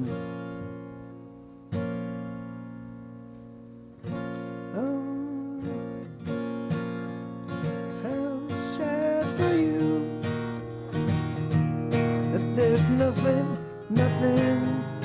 you wanna do. Bum ba da bum ba dum. Bum ba da da da dum. Bum bum bum bum ba. Yeah, so sad for you that there's nothing you want to do, because there's nothing you can do but troll, Mr. Troll, you know. Ba-dum, bum, ba-dum, ba-dum. You know, and so I think so I like that troll, Mr. Troll. So the thing is, like, so I would probably use that as a refrain, right? So how sad it is for you that there's nothing you can do. How sad it must be that there's nothing, you know, nothing that you're offering but the troll, Mr. Troll. You know, so yeah, so the thing is like, you know, and so it's like, and so I would just keep tinkering with that and keep working it and keep working it and keep reworking it. And the thing is like, and sometimes I'll get midway through and be like, I don't really like that. And then I'll like the idea. Like I do like that troll, Mr. Troll. You know, like that's what you do. Like, sorry, this is all you do in your day. You don't contribute anything. You just troll, Mr. Troll. You know. And so I do like that. And the thing is like, and so I would take that and I would just keep tinkering with it until I found something that felt good and felt like, you know, felt appropriately catchy. And then I would kind of work from that kernel out, you know, and so I would keep, and the thing is like, and it's just, for me, it's just lots of work, right? So the thing is like, if something's not working, I keep tinkering with it and keep retooling it. So let's say that. So the thing is, so for me, the one thing that I'm noticing right there is that like it doesn't sound like a minor key song. It sounds a little too dark. So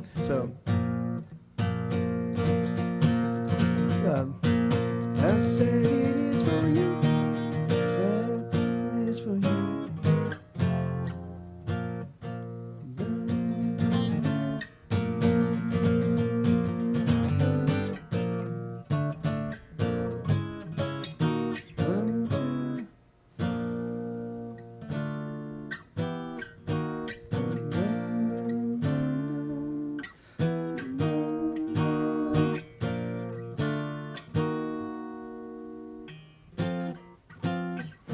I don't know. I don't think it's that wouldn't work.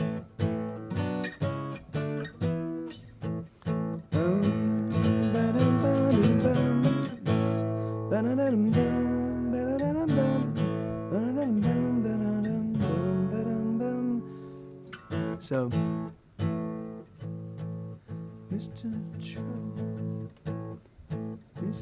Troll, what do you know? Where you going away? Looking around when you say you're not and you're saying anyway.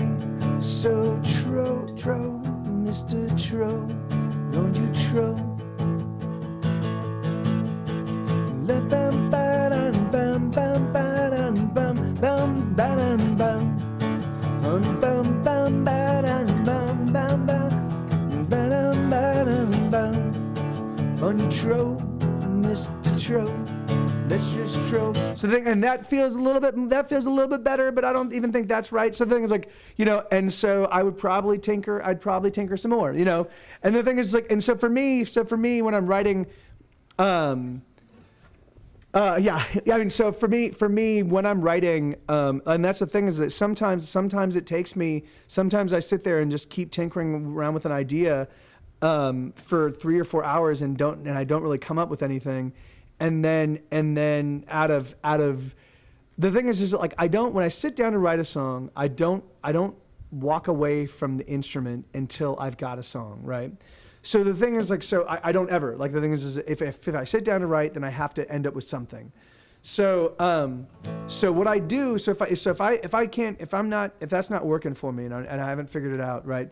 Then usually what I'll do is I'll be like, all right, I'm just gonna write a 1-4-5 song and make it real simple on myself. So I'm gonna do.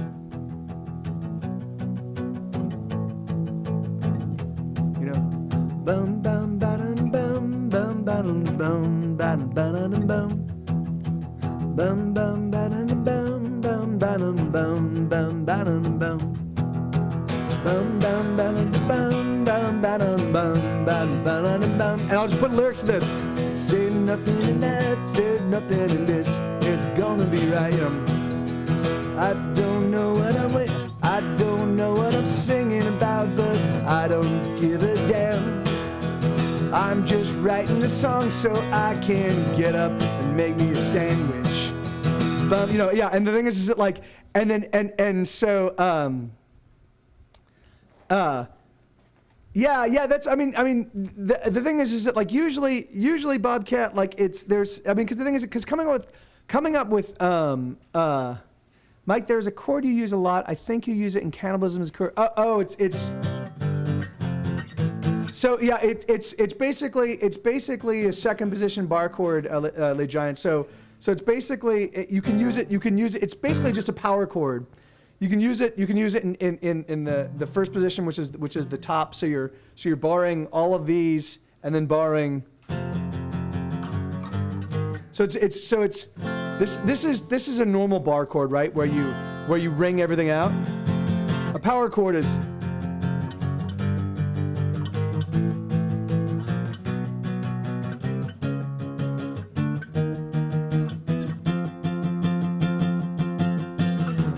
So and you can do the power chord right there, or you can do a power chord just below it.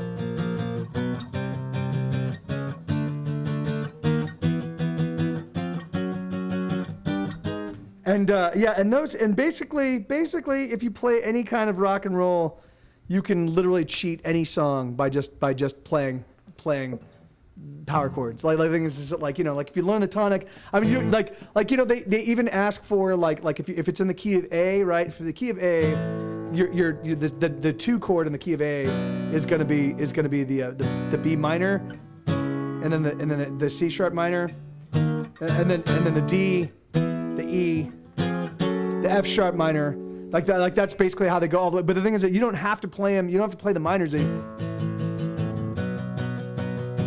can just play bar chords all the way up.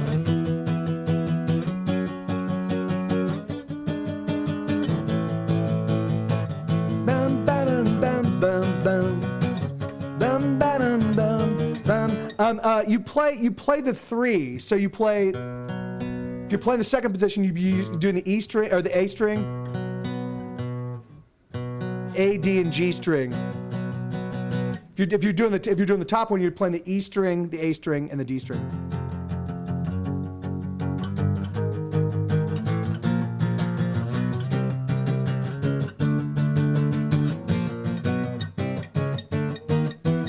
So yeah, so it's real simple, and things like so you don't really need to add the.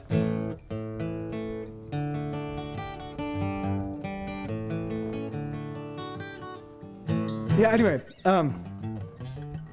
So that's my songwriting process. I mean, the thing is like, usually it's when my ears are not very tired when I'm first sitting down. Like that's when I decide I'm going to do a songwriting session with the stream.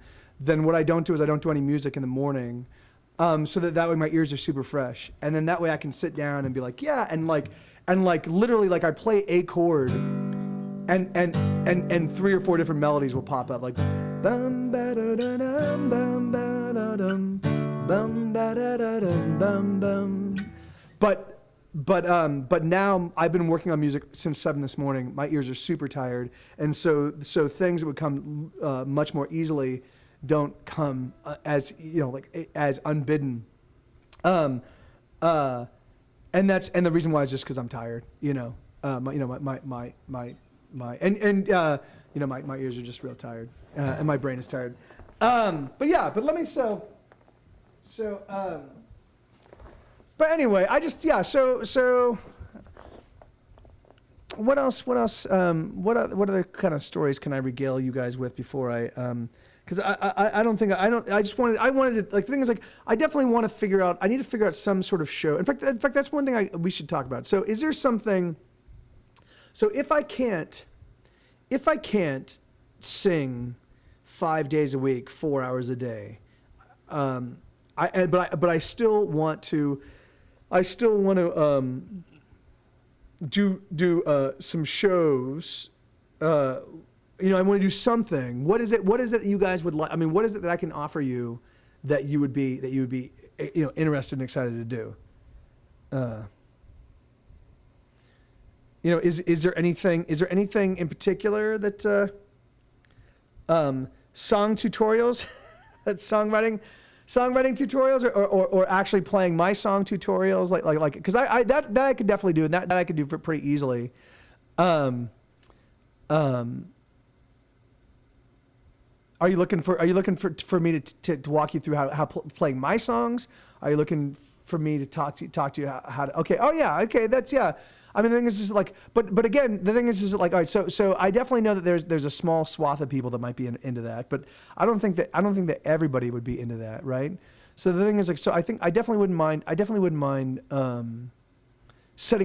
figuring out a time and setting, figuring out a time and sort of like, because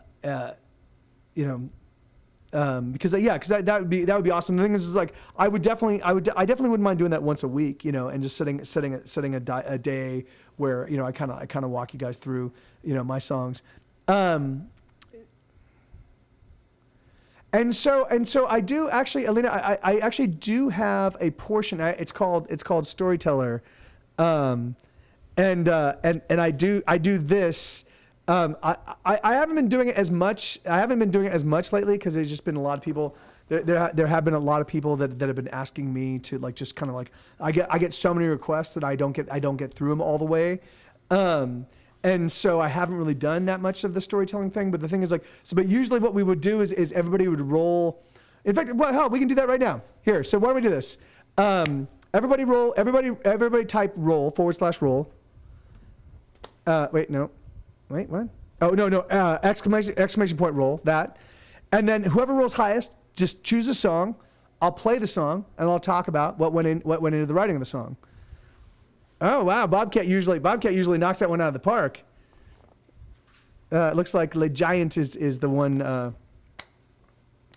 Oh, there you go. Oh, but all I ask is just one roll. Oh, wait, yeah, but Z-Talk, Z-Talk is in the lead right now.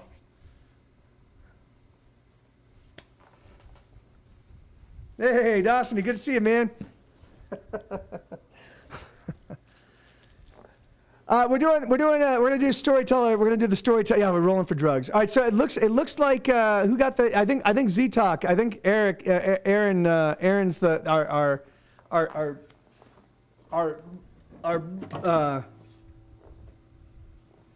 the head of our. I think he's got the highest roll. So Aaron, what? So again, the thing is like, all I ask is it's a song I can currently play. So if it's a real deep cut of mine from days of yore, I'm not going to remember it. So it's got to be something I know. But I do have 250 songs plus almost 300 songs I can play. So. So yeah. So why don't you if you give me the title, give me the song title, and then I'll what I'll do is I'll play it, and then I'll talk about what writing it, what went into the writing. Okay. Okay. So Attacked by Bears. So that's funny. I think I've talked about this one before, but I mean I can do that again. I can tell more, but that's crazy that here we go. Should I find my house all up in flames, I would simply light a cigarette and watch it burn away. And should I find that all my money's gone, I would empty out my pockets and give it to someone. Ain't nothing gonna get me down, 'cause I'm in love. How I lived before her, I don't know. Oh, I must have been so miserable, I wonder if it should. But now she's here and I feel like a dime. I can smite the evildoers and make right of every wrong. Ain't nothing gonna get me down, 'cause I'm in love. Oh, joyous day, don't you ever end, don't take yourself away. Just give me a little bit more time, oh, let us stay together on any sort of weather. Let me love her like I love her, like she loves me, like we love one another. Oh, I'm hoping for a real long night. Should I learn that no one likes my songs, I would sing for no one other than the lover I'm writing for. Should I find myself attacked by bears? Well, if I'm attacked by bears, I'm gonna have to run, because bears are scary and they eat faces, and my face is delicious. But I would run much faster, 'cause I know what I am after. Ain't nothing gonna get me down, 'cause I'm in love.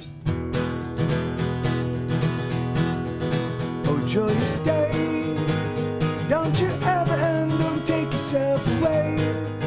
Just give me a little bit more time, oh, let us stay together on any sort of weather. Let me love her like I love her, like she loves me, like we love one another.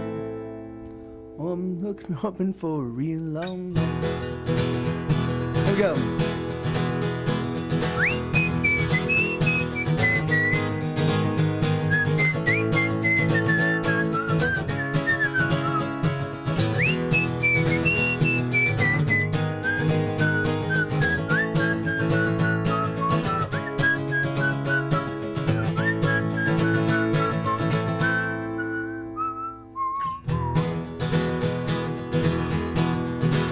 Joyous day, don't you ever end, don't take yourself away. Just give me a little bit more time, oh, let us stay together. Any sort of weather, let me love her like I love her, like she loves me, like we love one another. Oh, I'm hoping for a real long night.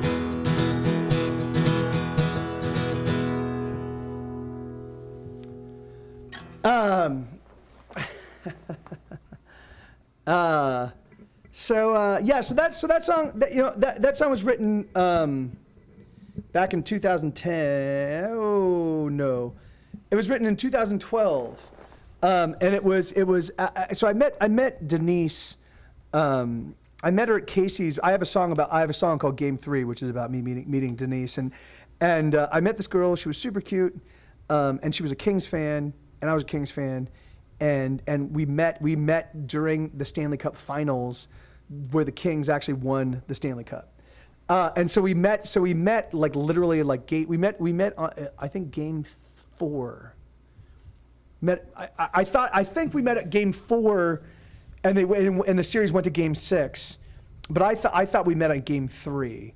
The Kings actually lost Game 4. It was the only game in that series that they lost.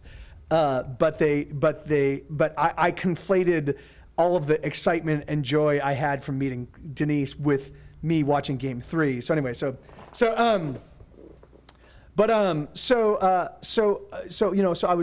I met this girl, and she was super cute, and she was like snarky and silly and fun and bright and clever and like all the things that like really turn me on.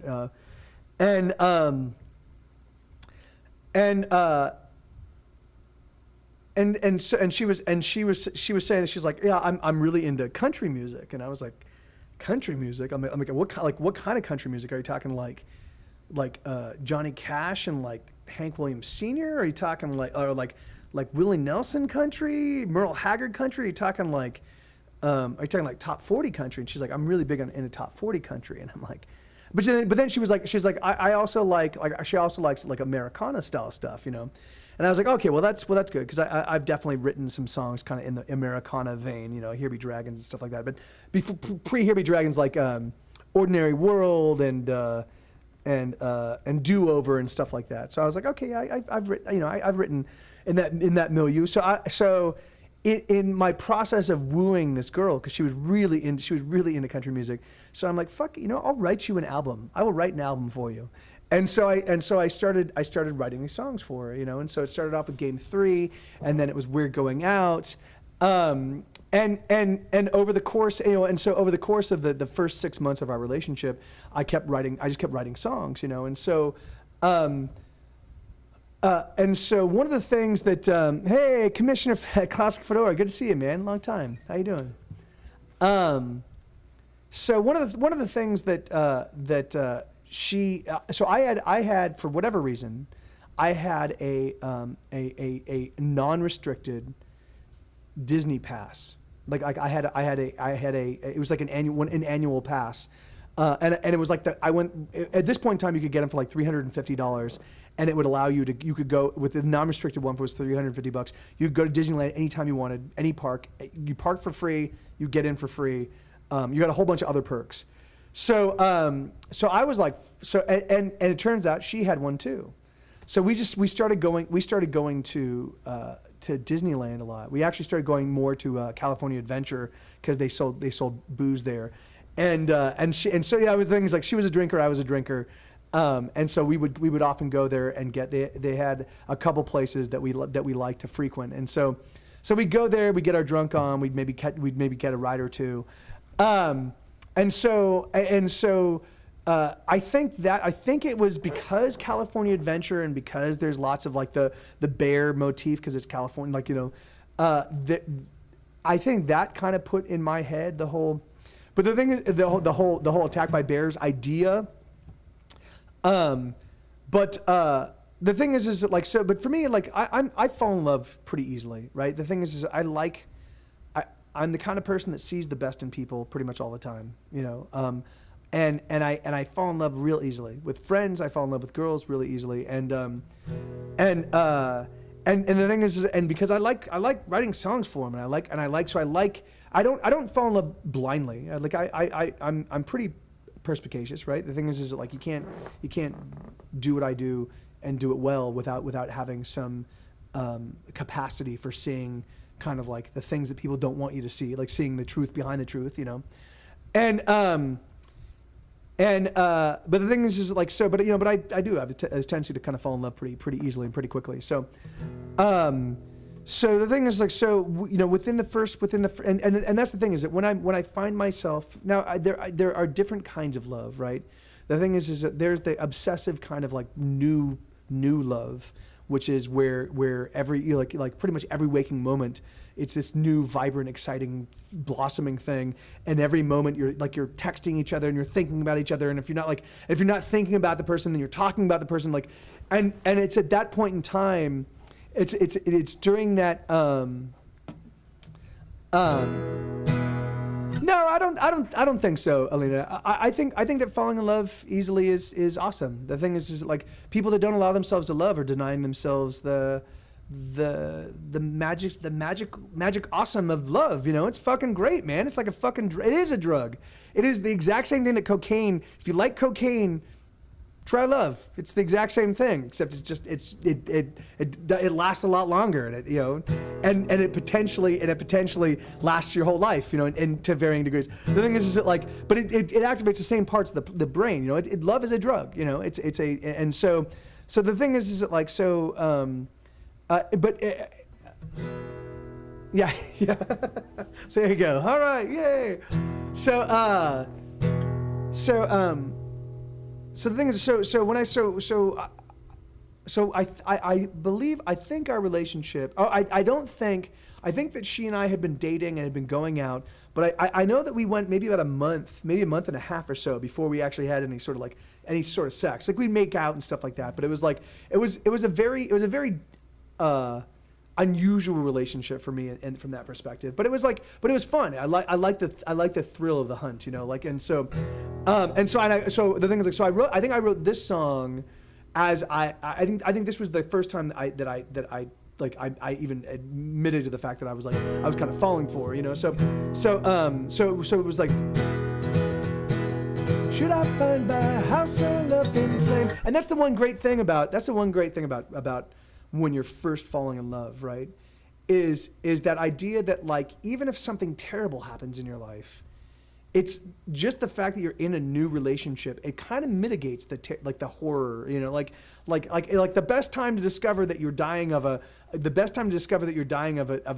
you know, like cancer that cannot be operated on, you know, is when you're also in love. It's terrible, and oh no, but you also have I'm in love, and that's good, you know, like for some reason the nascent blush, the new bloom of love kind of allows you to you know, to kind of like overcome a lot of the. So the thing is, like, so I decided to start the song with that perspective, because the thing is that because this was at a point in time when I was still struggling for money. I was still really going month to month, not 100% certain whether I was going to be able to stay in my somewhere right around the time that she and I met, I licensed another song to Grey's Anatomy, and that was awesome. But anyway, yeah, so and then all of a sudden that was great, because then I had money for quite some time, which was great. But so it goes like this. So it went, should I find my? Oh no, I didn't. I did. But then I had a $7,000 tax debt, and I paid my tax debt. That's $7,000, which was driving me insane. But anyway, but here. But it was like so. Should I find my house all up in flames? I would simply light a cigarette and watch it burn away. And should I find that all my money's gone, I would empty out my pockets and give it to someone. Ain't nothing gonna get me down, 'cause I'm in love, you know. Those opening lyrics were just entirely about that idea that, you know, that, yeah, man, you know, like, fuck it. I mean, you know, like, I'm in love. Even the most horrible things, which for me were me losing the stuff, the tiny amount of stuff that I own, or just me running out of money and not being able to survive, and still losing all the shit that I own. That, you know, even that was not as frightening as it could have been, because, you know, I was involved in a new relationship and it was awesome. And then. Should I find my house on the and then how I lived before her, I don't know. Oh, I must have been so miserable, I wonder if it showed. And the thing is that was true. And the thing is that, like, because I had the last girl I dated before Denise was Katie, and then and Katie and I stopped dating in 2011. And so I went about a full year without dating anybody. Because Denise and I met in the summer of 2012, and Katie and I think we ended. Our relationship ended like probably around the same time, maybe September of 2011. So it was maybe a year, a little bit less than a year. Where I wasn't dating anybody, and the thing is that, like, and it was really tough, just because I just had no money, you know, like I didn't have the means to date anybody. I didn't have it, so I literally spent all that time just writing music, you know, and then so the thing is that, like, so one of the things about this relationship was that like we had these grand adventures. We would go off to Disneyland and have these, like, it was this really weird, crazy, like, super fun. We would have these super fun days, you know, and I mean, she and I got into some crazy arguments, like alcohol fueled crazy arguments. But if we didn't get in one of those, we would have these really super fun days, which I would play. So the thing is, so for me, oh, good boy, yes, good boy. All right, I have to play a song, okay? All right, I have to play a song. It's like, yeah. It really, I mean, it wasn't just Disneyland, but it was a lot. I mean, we went to Disneyland maybe 10 times a month, so we were there all the time. Oh, look at that! You got it. Sit, catch. Oh, I'm sorry, that was a terrible throw. So it was like so then the chorus was, oh joyous day. I mean, so.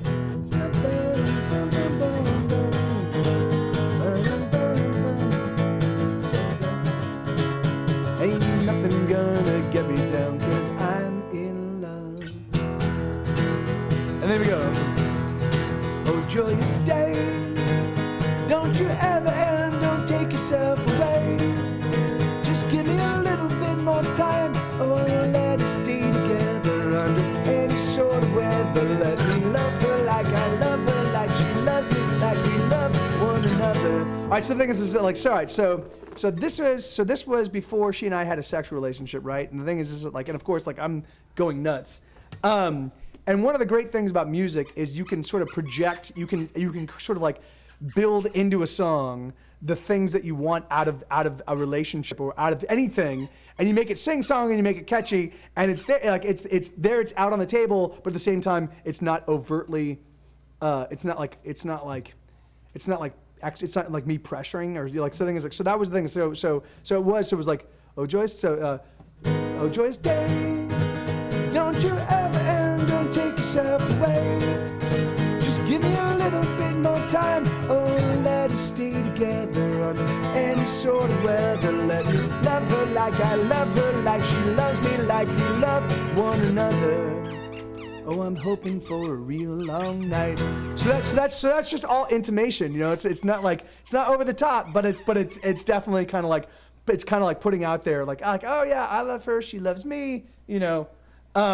Let's, you know. So the thing is like, so yeah, it's really funny if you look at that album. If you look at that album, there's so much. Yeah, sure, yeah, absolutely. There's so much in that album that was like me trying to like steer our relationship in certain directions. You know, it's like so silly. Oh, who's a good puppy? All right. This dog is gigantic. Yeah. Come here. Sit. Catch. Hey, nice catch. Good boy. I mean, the thing is just like I kind of do. I'm a serial long-term relationship guy, right? So the thing is like, so like she and I, Denise and I lasted about a year, and that was the shortest relationship I'd been in some time. No, actually I'd had three kind of in succession relationships of about a year, but the two prior ones were kind of like compromised because they were long distance, and that's always, long distance is always tough, you know. I mean I didn't know that until I tried one and then the other, but yeah, long distance is no bueno, not for me anyway. Isn't that right? Oh, yes. All right.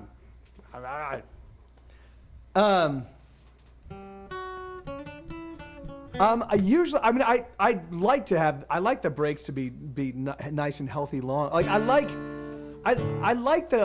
dating. I like getting out and meeting new people, or I used to. I like that idea. I like the idea of going out, meeting new people, taking them out on a date, going out and having some adventure, like getting to know each other, like just sort of organically, you know, and there not being a lot of pressure, you know, you just have a good time, you know.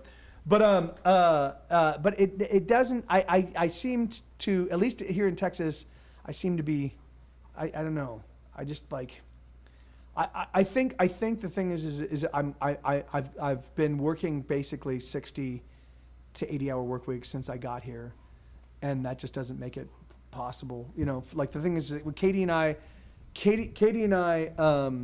we're doing. Katie, yeah. Hey, good to see you, son, bud. Right on, man. Katie and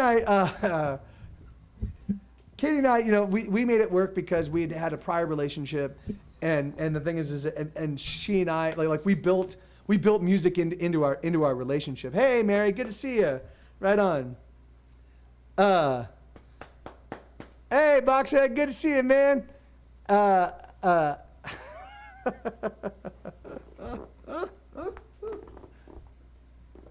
you doing, Boxhead? Good to see you, brother.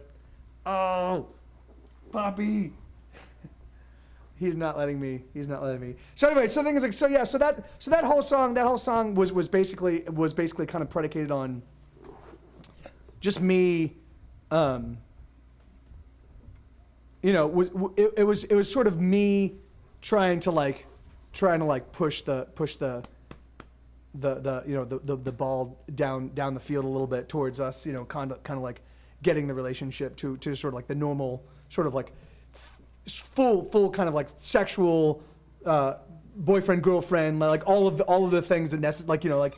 And the thing is, like, and it's really funny because we kind of early on when we first started dating, we had this crazy argument. We were watching some Disney movie at a theater. I forget what it was, and we had this crazy argument. It was definitely alcohol fueled, but it was just it was a nutty conversation. It was a nutty argument, and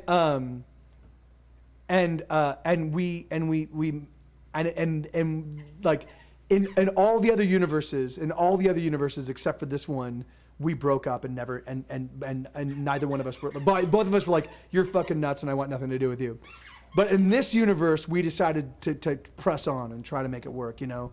And the thing is that like, and it's funny, like it was like, you know, like there, it's funny. Every relationship for me kind of has its own unique attributes, you know, the things that make that relationship special and cool, the things that I kind of like as the years go by are the things I remember and the things that I hold on to and everything else, all the dark and all the painful stuff I kind of for some reason let go of, like it just, you know, like, but the thing is that like, so one of the things that she and I used to do is she would ask me like, I was talking to her about, I always talk about future memories. I'd be like, hey, you remember that time that we did, like, I'd be like, remember that time we went to Europe, you and me? It was like maybe 6 years from now, and we were in Europe, and you put down your purse, and like you had all of our documentation, you put it down. And we thought it was stolen, and we searched around, and we got a bunch of people involved, and it turns out that we'd left it somewhere. Do you remember that? Like, you know, and I would do these like, and she'd be like, oh yeah, that's right. And so she'd make up stuff, and we'd have these like future memories, you know. And that was one of the things. So we'd talk about like, you know, like what our kids were gonna be called, like, you know, but we'd like, oh yeah, I remember that one time, like we had our kids were Ford, because my last name is Torres, so Ford Torres. So the boy was Ford, and the daughter was Death Star. She'd be called Star, you know, but we call her Star. But we're like, but just most people wouldn't know that the death is in front of it. So, you know, like, so until it's time to come get a marriage license, and then you're like, yeah, that's right, fuck with her, you're fucking with the Death Star. But no, but we would, you know, and so we would. So I would, you know, so I would talk about a future memory. I remember that one time that, you know, that Death Star was, you know, so I just started beating you to death. Yeah, those were great times. Yeah. Yeah, none of that would have flown, man. Yeah, no, that was not. That's definitely my sense of humor, not her sense of humor. Yeah. So yeah. So the thing is, so that whole song. So that's basically the all the idea behind Attack by Bears. Yeah. So there you go. So why don't we do another one? Shall we do another one, guys? Do you guys all want to roll? The only person that can't roll is Aaron Zetok, because he got the last one. But everybody, if you roll,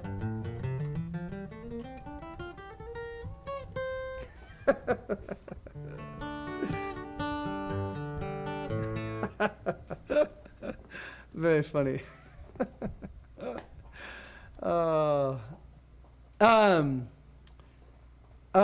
yeah, if you guys want to roll, we'll do another one. So we got Stoic with 25.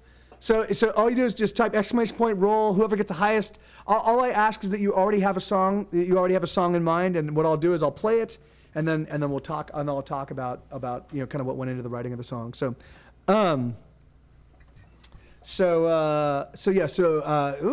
cool. Lena got 67. Stoic got a 25. Boxer, oh Jesus, Boxer got a 95. Well, that looks like looks like Boxhead's the wiener on this one. Yeah.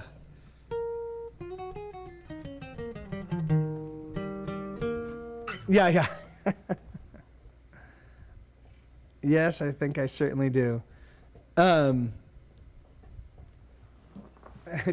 he wants some days. Oh, that's crazy. That's so I could have totally been 100% certain that he meant Die Motherfucker Die. All right, so this is the song Die Motherfucker Die. I can kind of talk about what went into the writing of the song. So.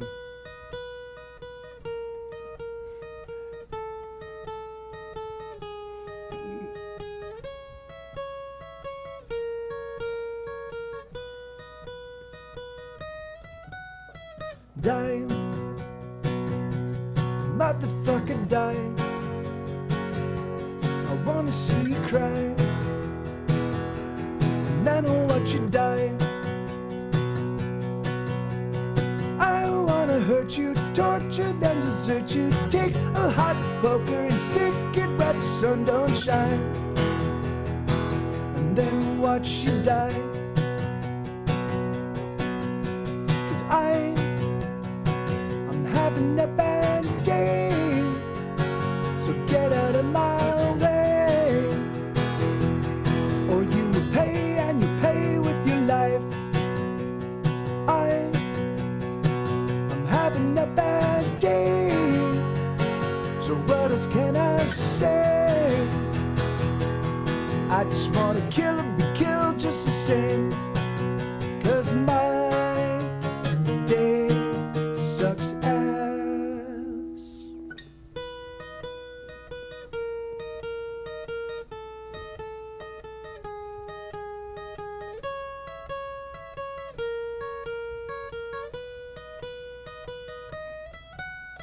Die,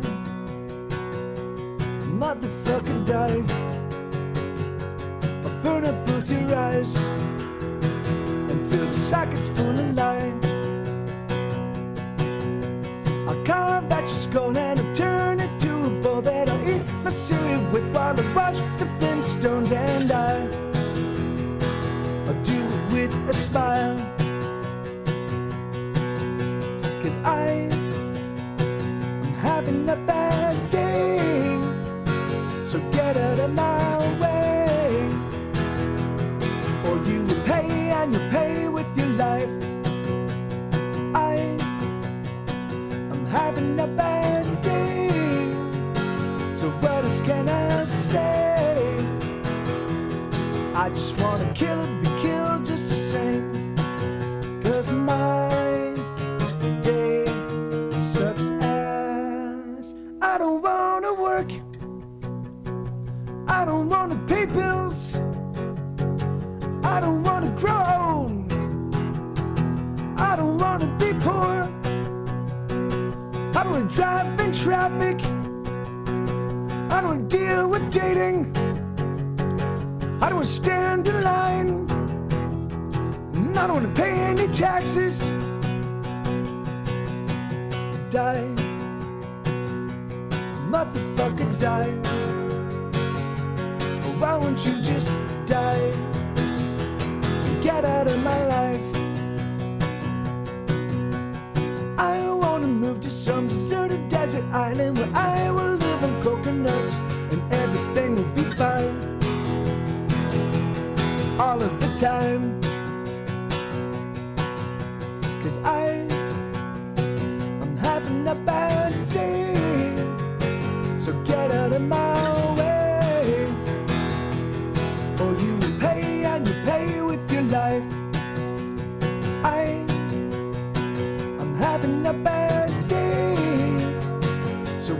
can I say? I just wanna kill or be killed just the same. 'Cause my day sucks ass.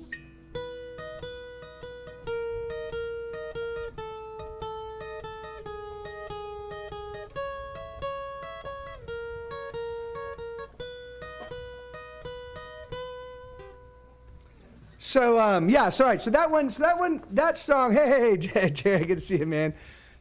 Jared took my virginity.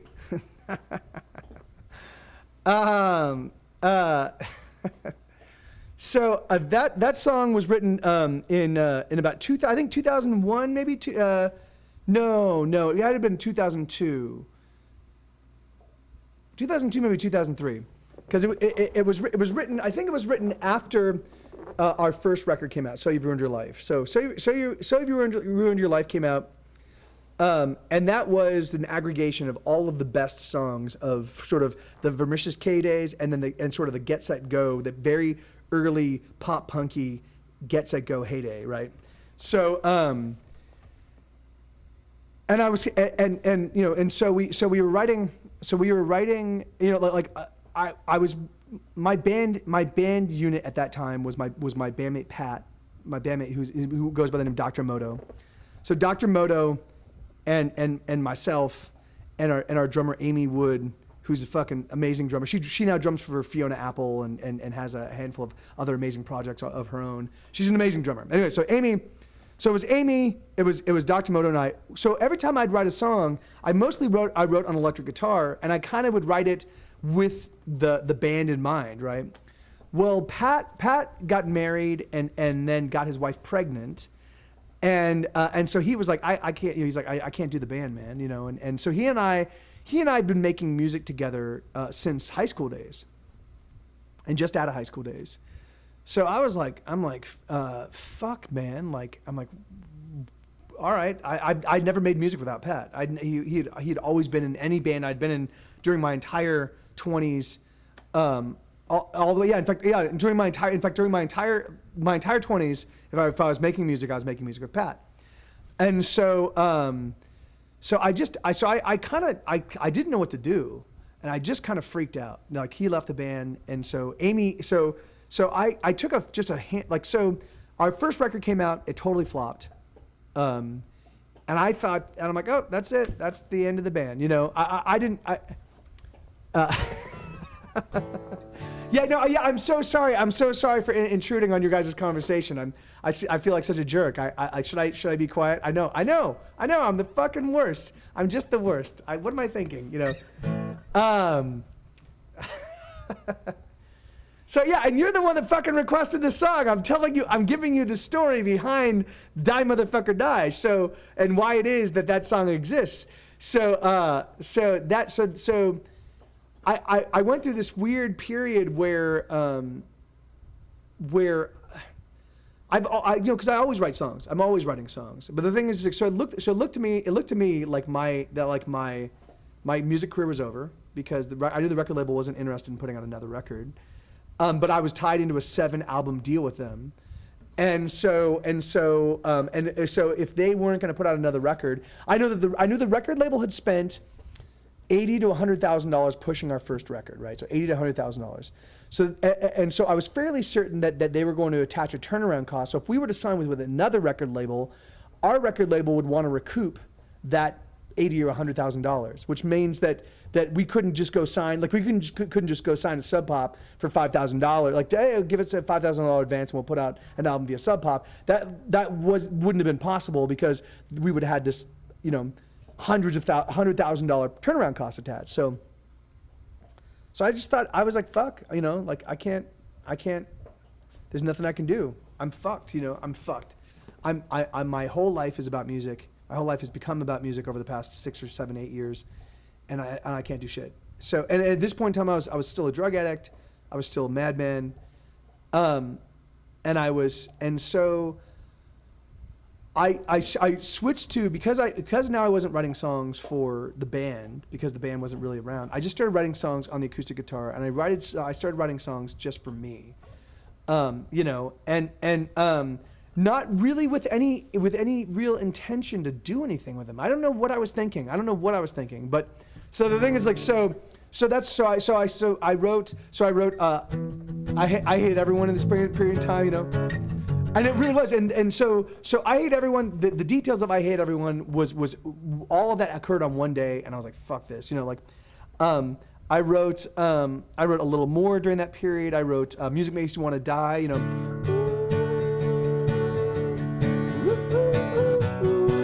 And it's, you know, like, music makes me want to die, but no one loves it more than I can't seem to figure out how to make money. I'm so sick. So I was writing all of these songs that were just like me, just venting, like me just being like, I feel like this is why I'm on this earth.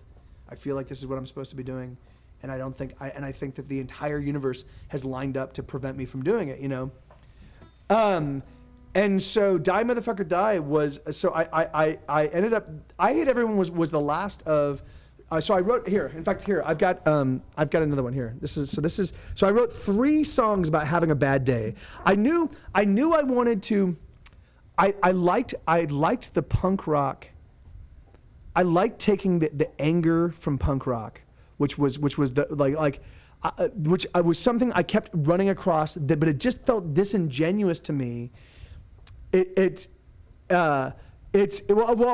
about that in just a second, Aaron. And we didn't get cut. We left. They allowed us to leave, thank God. But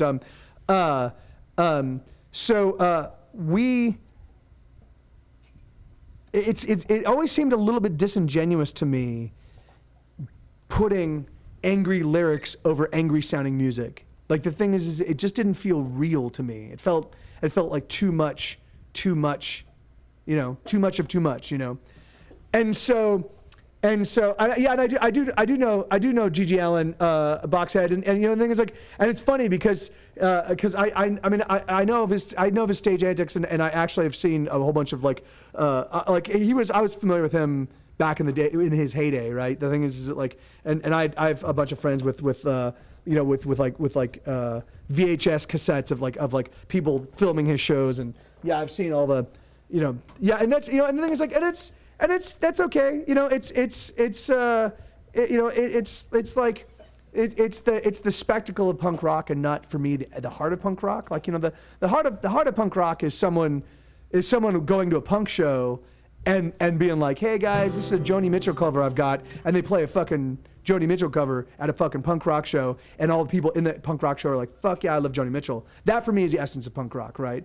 So the thing is like, and so like I do appreciate what Gigi Allen was trying to do. The thing is it like, for me, it's like you know, the moment you're paying attention to what you're doing, the moment you're paying attention to the spectacle and not the heart and soul of what it is you're doing, I think something gets lost, you know. And the thing is that like, and Gigi Allen was a lot of spectacle. Like, you know, he was awesome. He definitely took spectacle to, I mean, obviously fucking killed himself, you know, like, you know, the thing is like, I mean, after promising to do it on stage for that's the thing is that like, that's kind of debate. I mean, that's certainly the aesthetic and the perspective that he projected. But the thing is if you look at the details of his life and the way he led his life, the thing is that like, he was as much bound to the idea of the idea of who he was as he, like, the thing is, real freedom is you just don't care, you don't give a fuck, you just do what you want to do. While at the same time, for me, real freedom is you don't do what you want to do at the expense of all other people, because the thing is that like, that's just tyranny. That's not freedom, that's tyranny.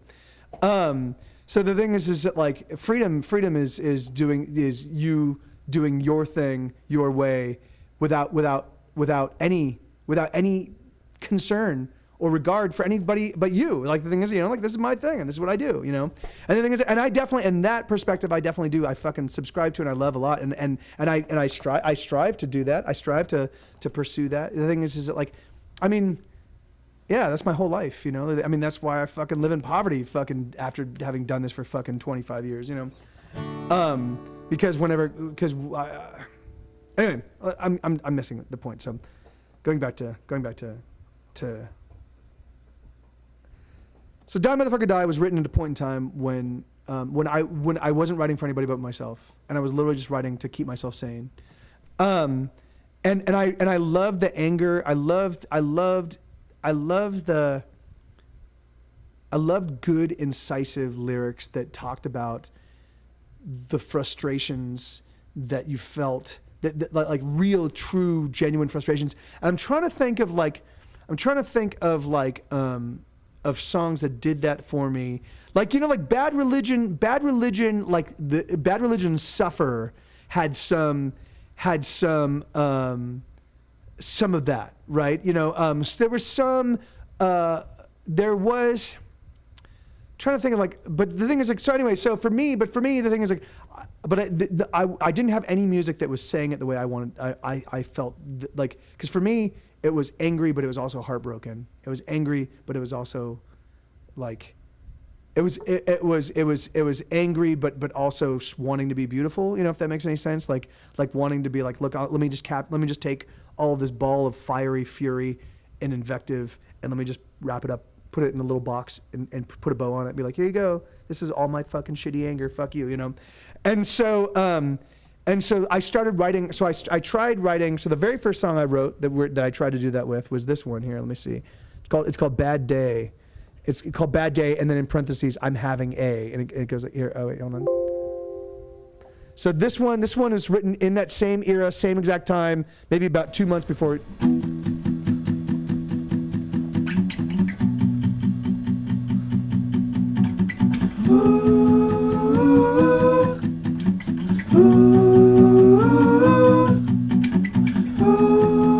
This one might resonate because the lyrics like, fuck the bitches, fuck the dicks, nail them to a crucifix, boil them all down to their teeth, grind their bones to meal. I say, ooh, ooh.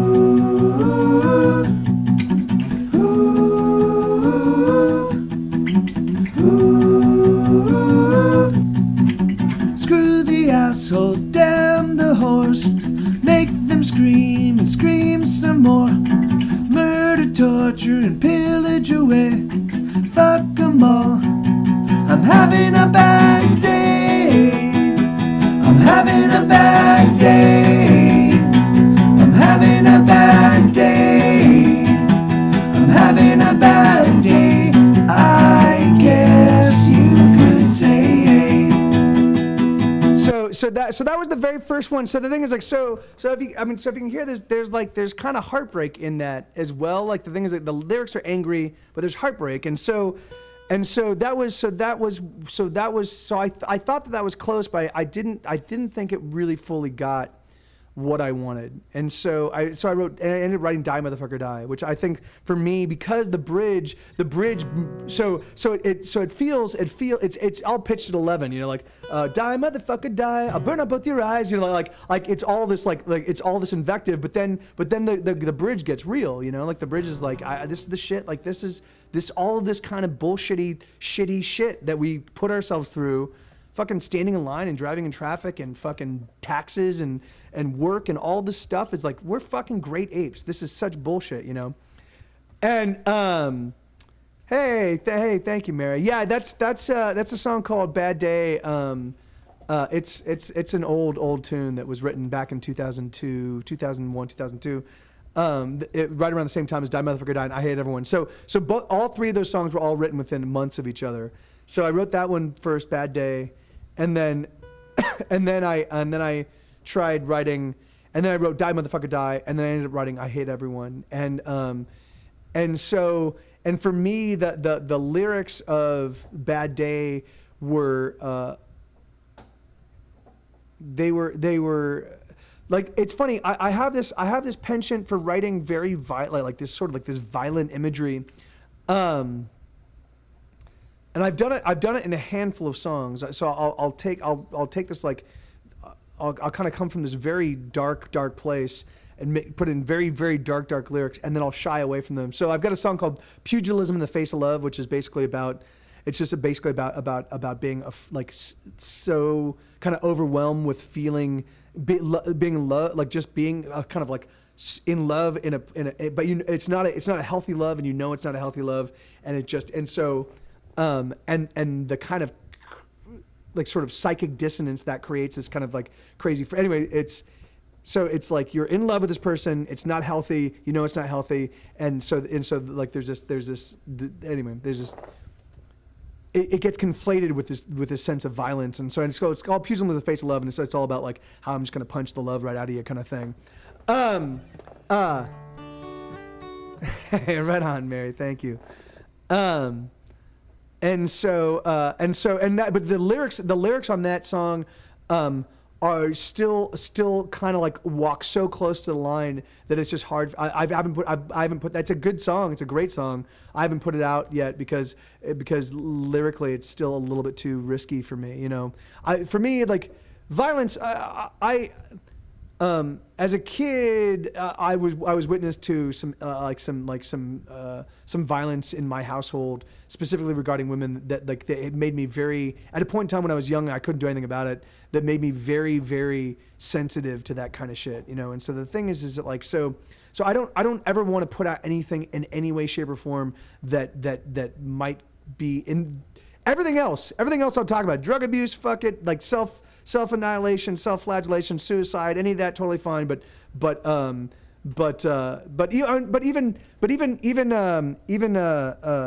Go to the Mattress. That song is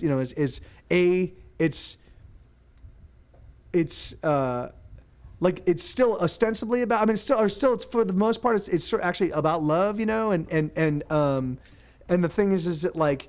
And it's me trying to wrap my head around. The thing is, like, even the protagonist of that song knows it's a shitty situation and doesn't really, and is still trying to understand. Like, like in the same way I was trying to understand why they were going through that relationship. The protagonist in that song doesn't that's palpable in that song. Pugilism in the Face of Love. Maybe it might be palpable. I don't know. So I have a handful of songs. That kind of like walk that line. I think it's important. It's an important line. It's an important line to sort of check. Because the thing is that there is something extreme human emotion. All of them kind of like live in the same world. And all of them have the possibility and the penchant to become unhealthy. And become violently, horribly unhealthy, and if the violence doesn't turn outward, often it turns inwards, or it becomes like dangerous. Anyway, blah blah blah. So the thing is like so yeah.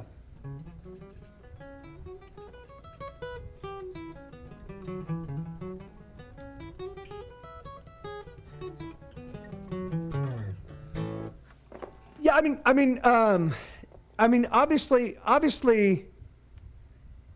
TSR. So all right. So TSR didn't let us go. We actually asked to be like the thing is like I think they were interested in doing like every record that they put out after Ordinary World they spent less money on. So they spent less money promoting Selling Out and Going Home. And then they spent even less money putting out Sunshine, Joy, and Happiness. And so for me, it really looked like it was just going to be a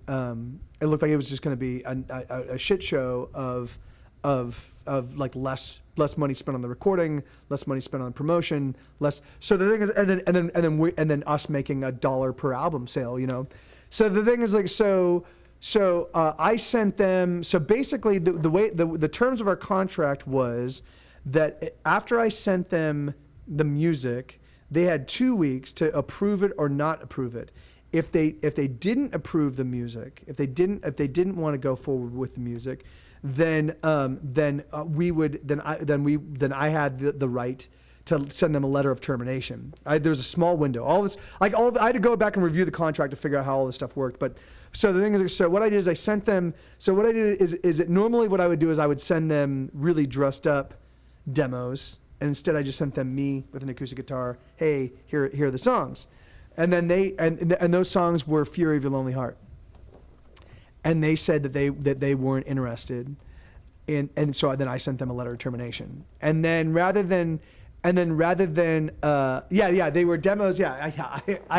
I would send them. Well, I mean, the thing is like, because what I would do back in the day was I would just kind of like, I would gussy up the demos. It wouldn't be just me and an acoustic guitar singing. It would be like harmonies and there might have been, I don't remember, but anyway, all I remember is that like, I sent them a whole slew of songs. I sent them like 30 songs. I'm like, here, this is basically what I'm thinking about for the next record. And they were like, yeah, we don't think we want to put out this next record. And I was like, okay, great, awesome. We'll see you guys later. And then rather than shopping it around, we started up Square Tire, and then I hired our publicist at her full rate. And I did a college radio promotion campaign, and I spent a good, maybe $15,000 on top of the actual cost of production to promote that album. And of course, fucking nothing happened, because that's fucking awesome. And it's really funny.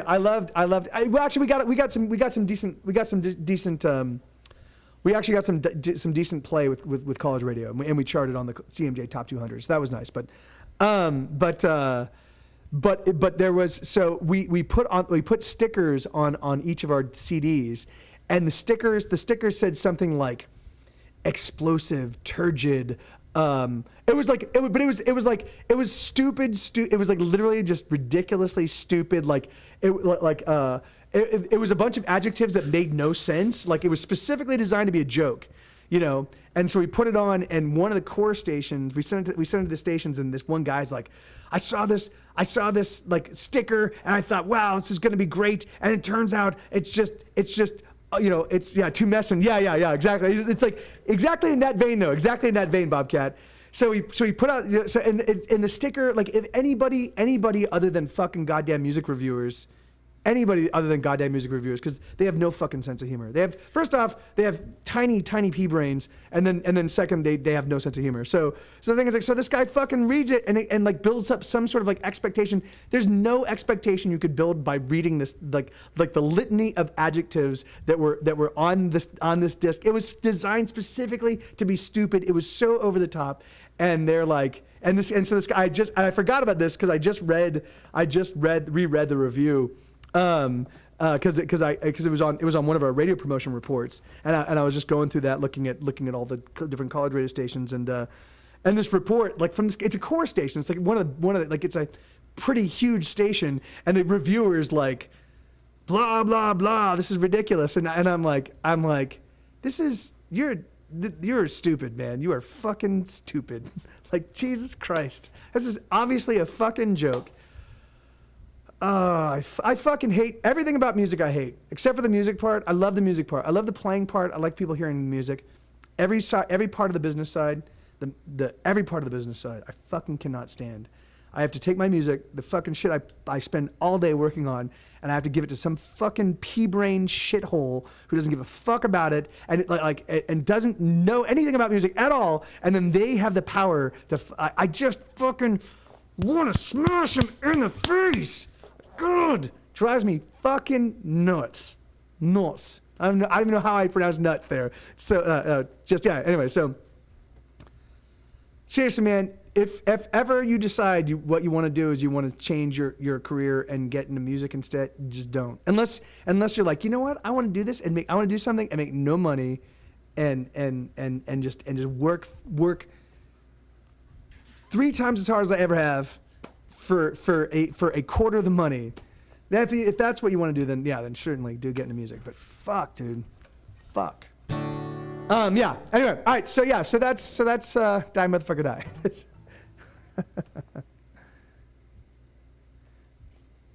And it's Boxhead's gone. Boxhead didn't even stick around for his.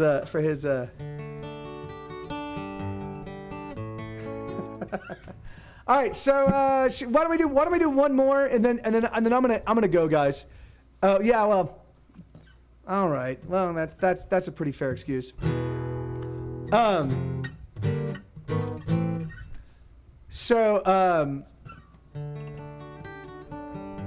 Yeah, I've now reconciled with myself, Aaron, that like that I'm not giving it up. I'm never gonna I get it now. Like I'm just doomed to fucking just keep bashing my head against the wall. Bobcat's the one to beat with a 58. Sue, you gotta hold on, buddy. Yeah, I'm gonna do one more and then I gotta go because Sue hasn't been out in a while and I don't want him peeing and pooping on the floor.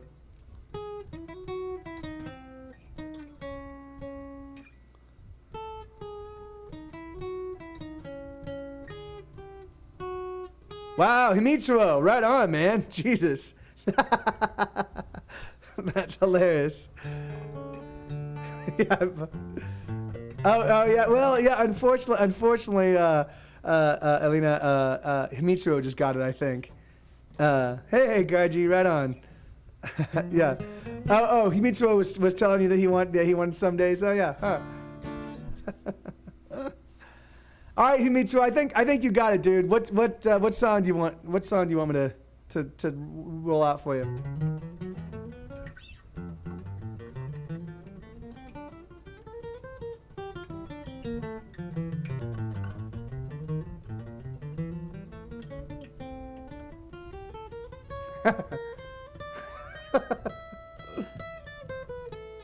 What's that? Mike, you can start a strip club of naked music and then cash in on the Ed Sheeran craze. Oh, naked musicians. Yeah, no. Yeah, most musicians, not, you know, they're usually pretty fit. Like that's, you know, you stay pretty fit playing music, but still the music plays. Oh, right on. This is a good one. So in fact this actually dovetails very nicely into what I was just talking about. But so this is the opening track on our album Tumors. I'm gonna change the lyrics to this one to be the singular. Like it's in the album version is in first person plural, and this is but it goes like this. So, wait.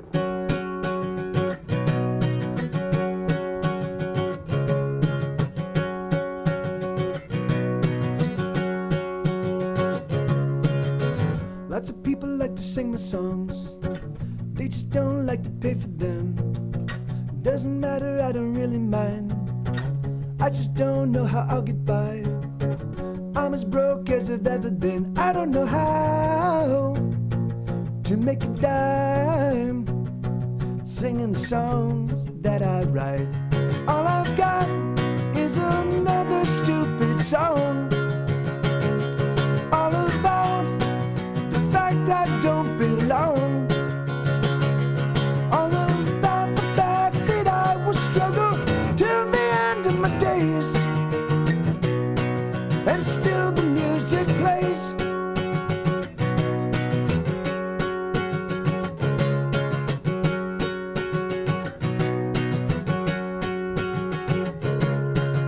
I love it when you sing along, I wish you could always sing along. Makes it all seem so worthwhile when a new song makes you smile. I love it when you smile up at me, you know I don't care, oh that I'm broke, so long as you're there. Oh that I've got another stupid song, all about the fact I don't belong, all about the fact that I will struggle till the end of my days, and still the music plays.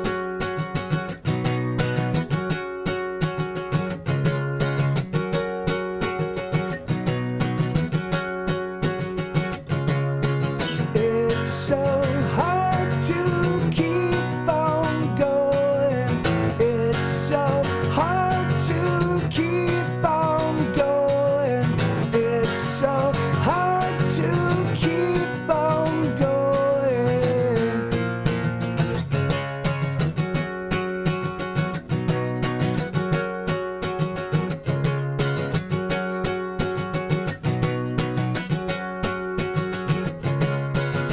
Lots of people like to sing my songs, they just don't like to pay for them.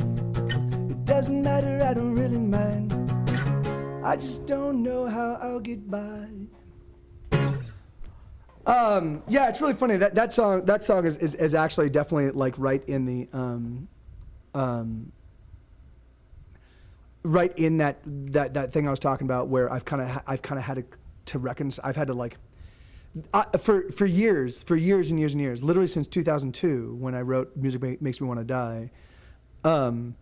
I've been flirting with the idea of just giving music up, you know. But the thing is that like, but there's something about songwriting for me that every time I'm and I externalize a lot of my woe in my songs, right? So I have a shitty day, or something shitty happens. And it's funny, I can't write about it when I'm feeling all the shittiness. I can't do that.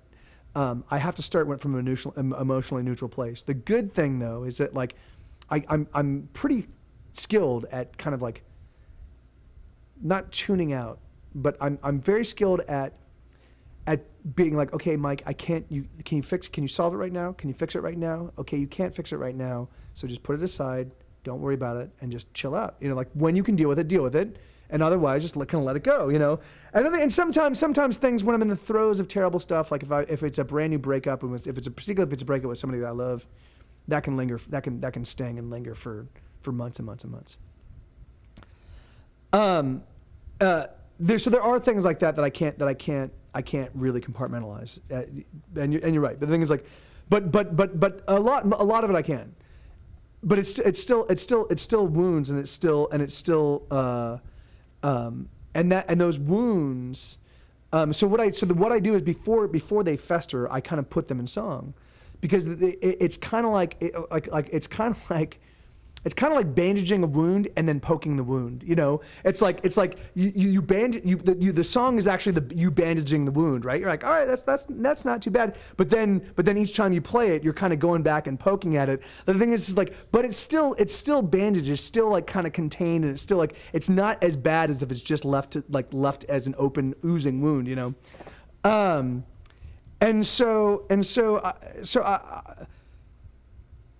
So particularly at this point in time, so this is 2010, and this is literally at the point in time when the whole world is switching from iTunes and buying albums to streaming records, right? Spotify is now kind of coming into its vogue, but this is also at a point in time. I found an Israeli website that had 98,000 Ordinary World downloads. 98,000. Their counter was 98,000 something.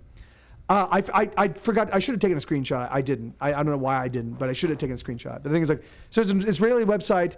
They were allowing people to download my album Ordinary World for free, and there was 98,000 downloads. So the thing is so that's 98,000. So now of course people that download, not everybody that downloaded that record wanted that record, and if they had to pay for that record, would they have downloaded it? Who knows? Probably. I'll bet you a huge swath of them would not have. You know. But the fact that there's 98,000 people that took money out of my pocket and out of the pocket of the record label, you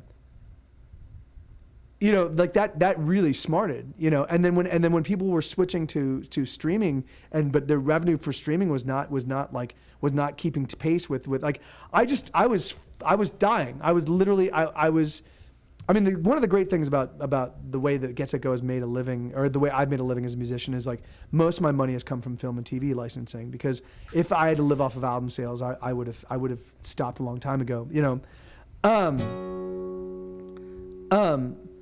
so the thing is that like so this is one of those. This was so Still the Music Plays was a song I was trying to reconcile that idea of the fact that like, yeah, I'm just gonna keep making music. These are my frustrations with it, which is the opening lyrics, you know.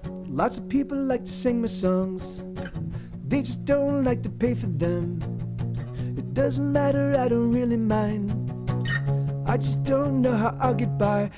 The thing is, for me, that's the most significant issue. The thing is I don't like the fact that people like my music, and the fact that people listen to my music is fucking awesome.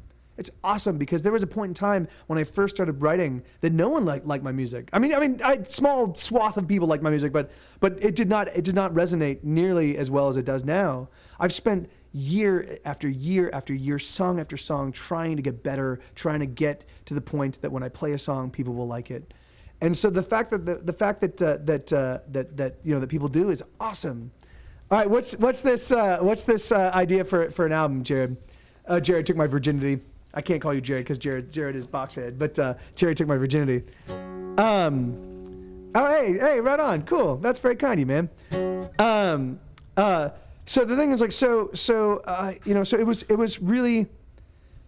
So the thing is, so I love the fact that people like my music, but the thing is I also know my money was just diminishing. I didn't know how I was going to survive, and the thing is, and I've always felt like the songs I write, which is really funny. The thing is like some people, like I remember when we did the last college radio campaign we did for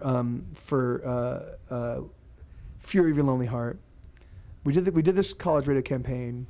I kept getting reports back from a handful of stations where the people that worked at the station were super excited to get new Get Set Go albums, and they were like, "Wow, this is crazy!" Like they were fucking super jazzed, you know.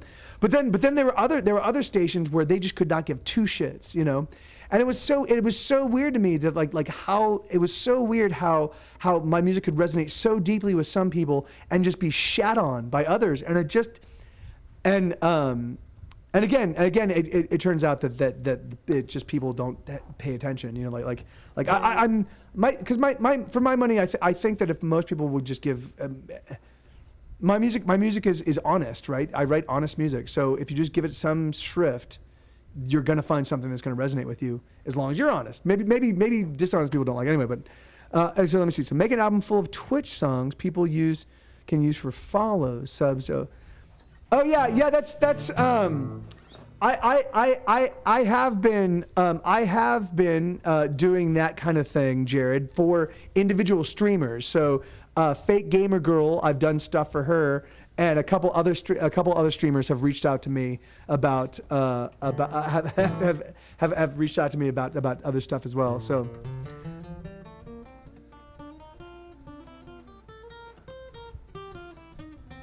Yeah, I mean, well, and that's very funny. I don't think for me, because money is not my motivation, you know. So the thing is I don't think that the thing is like it would if I was making $30,000 or $40,000 a year every single year consistently. The thing is because I've made my money range runs from about $18,000 on the low end to about $75,000 on the high end. That's basically what I've made since 2002 when I switched to making music full time. That's basically been my income. It's been between those. So on the high end, it's totally decent. But I've only done that maybe 2 or 3 years out of those. The thing is it usually falls between the maybe 22 and 35,000 range, which is normally totally fine. But except for the fact that I also have to put a lot of money into the making of the music and the perpetuating of the music, you know. And so I'll give you all, yeah, sure, certainly I'll give you all the no but what I'm saying is that, so as long as I can pay my bills, like for me, the money is not a huge motivator for me. I definitely like to be able to pay my bills, and I like to not have to worry about it. But the thing is that like I've lived so hand to mouth for so long. It's just, I'm like whatever, fuck it, you know. But the thing is so let me get back to so still makes a play. So for me the real telling thing is that is the chorus, you know. So it's like it's song all about the fact I don't belong, all about the fact that I will struggle till the end of my days, and still the music plays. And that's the thing, is and still there's more music. Still I moved to Texas. I definitely had months. While I was working on Death and Taxes, during those months, I literally, like, our power was turned off, our gas was turned off. Power was turned off, gas was turned off, water was turned off. Two of that, so it was power was turned off, gas was turned off, water was turned off. We turned one of them back on. I think it went power, gas, water, got gas back on. So it was like we got gas was turned off, then we got gas back on, then the water got turned off. Then we got water back on, then gas went off again. And then, so anyways, it was like, it was just, so the thing is like, I was dealing with all of this crazy nonsense while I was trying to make this record, you know? So the thing is like, so that's kind of, so the thing is like, so I just kind of had to reconcile myself. So this song was part of that process that I've now come to terms with now, where I'm like, you know, fuck it, like, this is what I do. I can't, all right, fuck it, this is what I do. Whether I do it on the streets as a homeless person, or whether I do it at this place that I love, or whether I do it living at my mom's house, you know, like, using the spare bedroom, it doesn't matter, because it's what I do. And I'm gonna do it. Like there's nothing. I know now that there's just no changing that. Like, there's not. It's what I do, you know, until my last breath. And I'm fairly certain that literally as I'm dying, I will be singing some melody. There will be some last refrain, kind of, you know, like, it's just the way it is, you know. You should move to New York City. Music scene here is awesome, more awesome than Austin. Although Austin, well, I don't. That's my thing is not physical scenes right now, right? Like, I mean, that's why I'm doing this, you know, but hey, all right, I guess I'm gonna have to go. Thank you, John. Yeah. I think I got those. I think I got those probably about year 8. You know, so I think now I'm just adding more paper to the. I'm adding more wallpaper to the wall. You know, like I'm like I feel like I'm one of those. People that keep going and getting new master's degrees, you know, like, because they're really just afraid of actually getting out. And it's not that I'm not afraid of, like, you know, I'm not afraid of getting out and getting my hands dirty. It's just like, the thing is like, for me, it just, you know, like we're gonna be touring out to TwitchCon and back. The thing is that, like, you know, like, it'll be a good time, but whether it'll be a profitable thing, I don't know. You know, like, we'll see. I'd say about 70% of the tours I've done have been not profitable. They thank God, like, the past, like, after the first couple, they usually ran kind of close to break even, at least for me. But you know, and there were a couple that were profitable, but for the most part, yeah. It was just, you know. Anyway, yeah, do Alina, and let me know, and then yeah, thanks, guys. You know, I think this is gonna be. I think from now on, when I do the storytelling thing, I think it's gonna be this kind of thing, because there's actually more. There's more to that. There's more to that song that I could talk about, but the dog is really clawing at the door, and I feel bad because he hasn't been out. He hasn't been out in 4 hours, and so he just ate and drank. So yeah, so this was fun. And then tomorrow I'm not going to be live streaming from here, because I'm going to be guesting on Night Attack. So if you guys want to catch the show that we're doing tomorrow, I'm going to bring my guitar, but I'm not certain if like, I don't know how much music is going to be done, because I think Bryce has a game show, or has a game idea that we're going to be playing. And so the next time I'll be back on doing music, yeah, Night Attack is awesome. So yeah, so I'll see all of you, you know, in Night Attack tomorrow. I'll see it I'll be over at Brian's place, and then yes, I know, God damn it, I gotta get that laser out, damn it, and then yeah, and then on Wednesday it'll be streaming as usual. So Wednesday's I'm gonna be streaming music during the day, and then D&D at night. So you're welcome to join in for any of that if you'd like. And yeah, thank you guys. This was a ton of fun. I'm sorry it took me a little while to kind of settle on, but I think I'm just gonna do that for storytelling. I think that's just going to be it from here on out. We'll do the Roland thing. So we'll do this. It's not going to be Mondays. It's going to be Fridays from here on out because Boone is switching the Fridays for Mondays. Boone can't do Fridays anymore because he's kind of traveling all around Austin. It's kind of breaking him. So next week Monday Boone will be here, and yeah. All right. So I'll probably do the storytelling thing on Friday nights then. So all right. Abiento, tutelaire. I love you all. Thank you. I hope you had a good time. I did, and yeah, I'll see you all hopefully very soon. All right. See you Wednesday, Mary. You be well. Let me see. Signed 300 18-year-old artists. Let them all live in your basement and write one hit. Yeah. And then sell them to Usher. I like it, Jared. Thank you, brother. All right, John, good to see you, man. Bobcat, thank you as always, brother. Mary, I'll see you very soon. Hopefully, I have your literally. I wish I could show you. Your pages are right here on my desktop. I've not had a moment to. I will probably dive into them tonight as I'm climbing into bed. I'm gonna switch them over to my phone so I can read them on my phone while I fall asleep tonight. So, but I do have them. I thank you so much for getting them to me, and I will definitely dive into them. Hopefully tonight. The rest of you guys, I love you all. Thank you. Yeah, thank you for being here. Thank you for, thanks for being awesome. So, all right, tutelaire. I'm gonna do this. Let's do this. Let's do that, and then here we'll go out on a song. We haven't done this in a while. All right, here we go. Here's a song for you.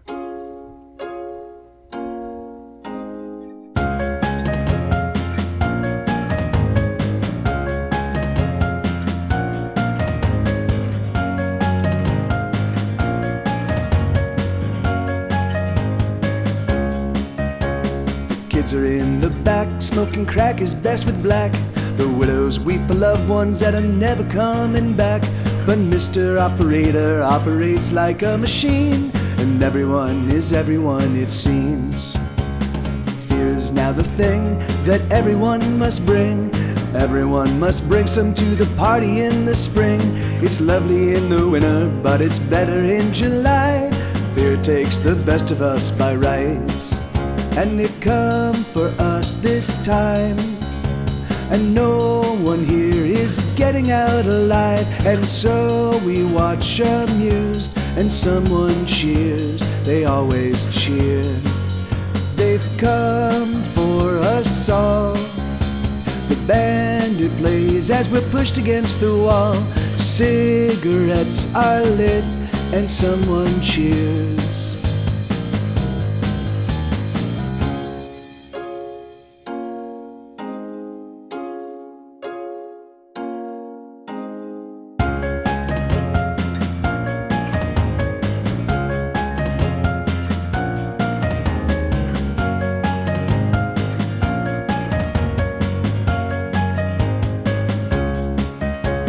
Stones we love to throw are sold in red and gold. We hurl them against the heads of the young and very old.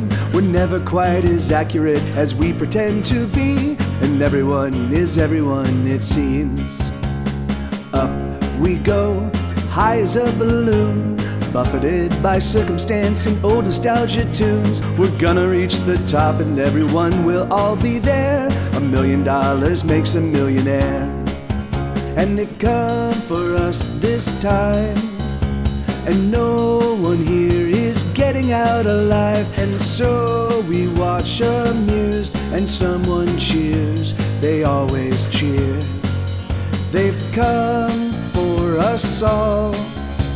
The band it plays as we're pushed against the wall. Cigarettes are lit, and someone cheers.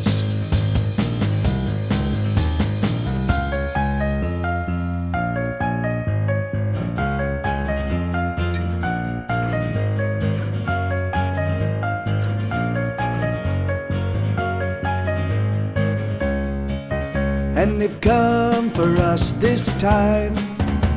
And no one here is getting out alive, and so we watch amused as someone cheers. They always cheer. They've come for us all. The bandit plays as we're pushed against the wall. Cigarettes are lit and someone cheers. They've come for us this time, and no one here is getting out alive, and so we watch amused and someone cheers. They always cheer.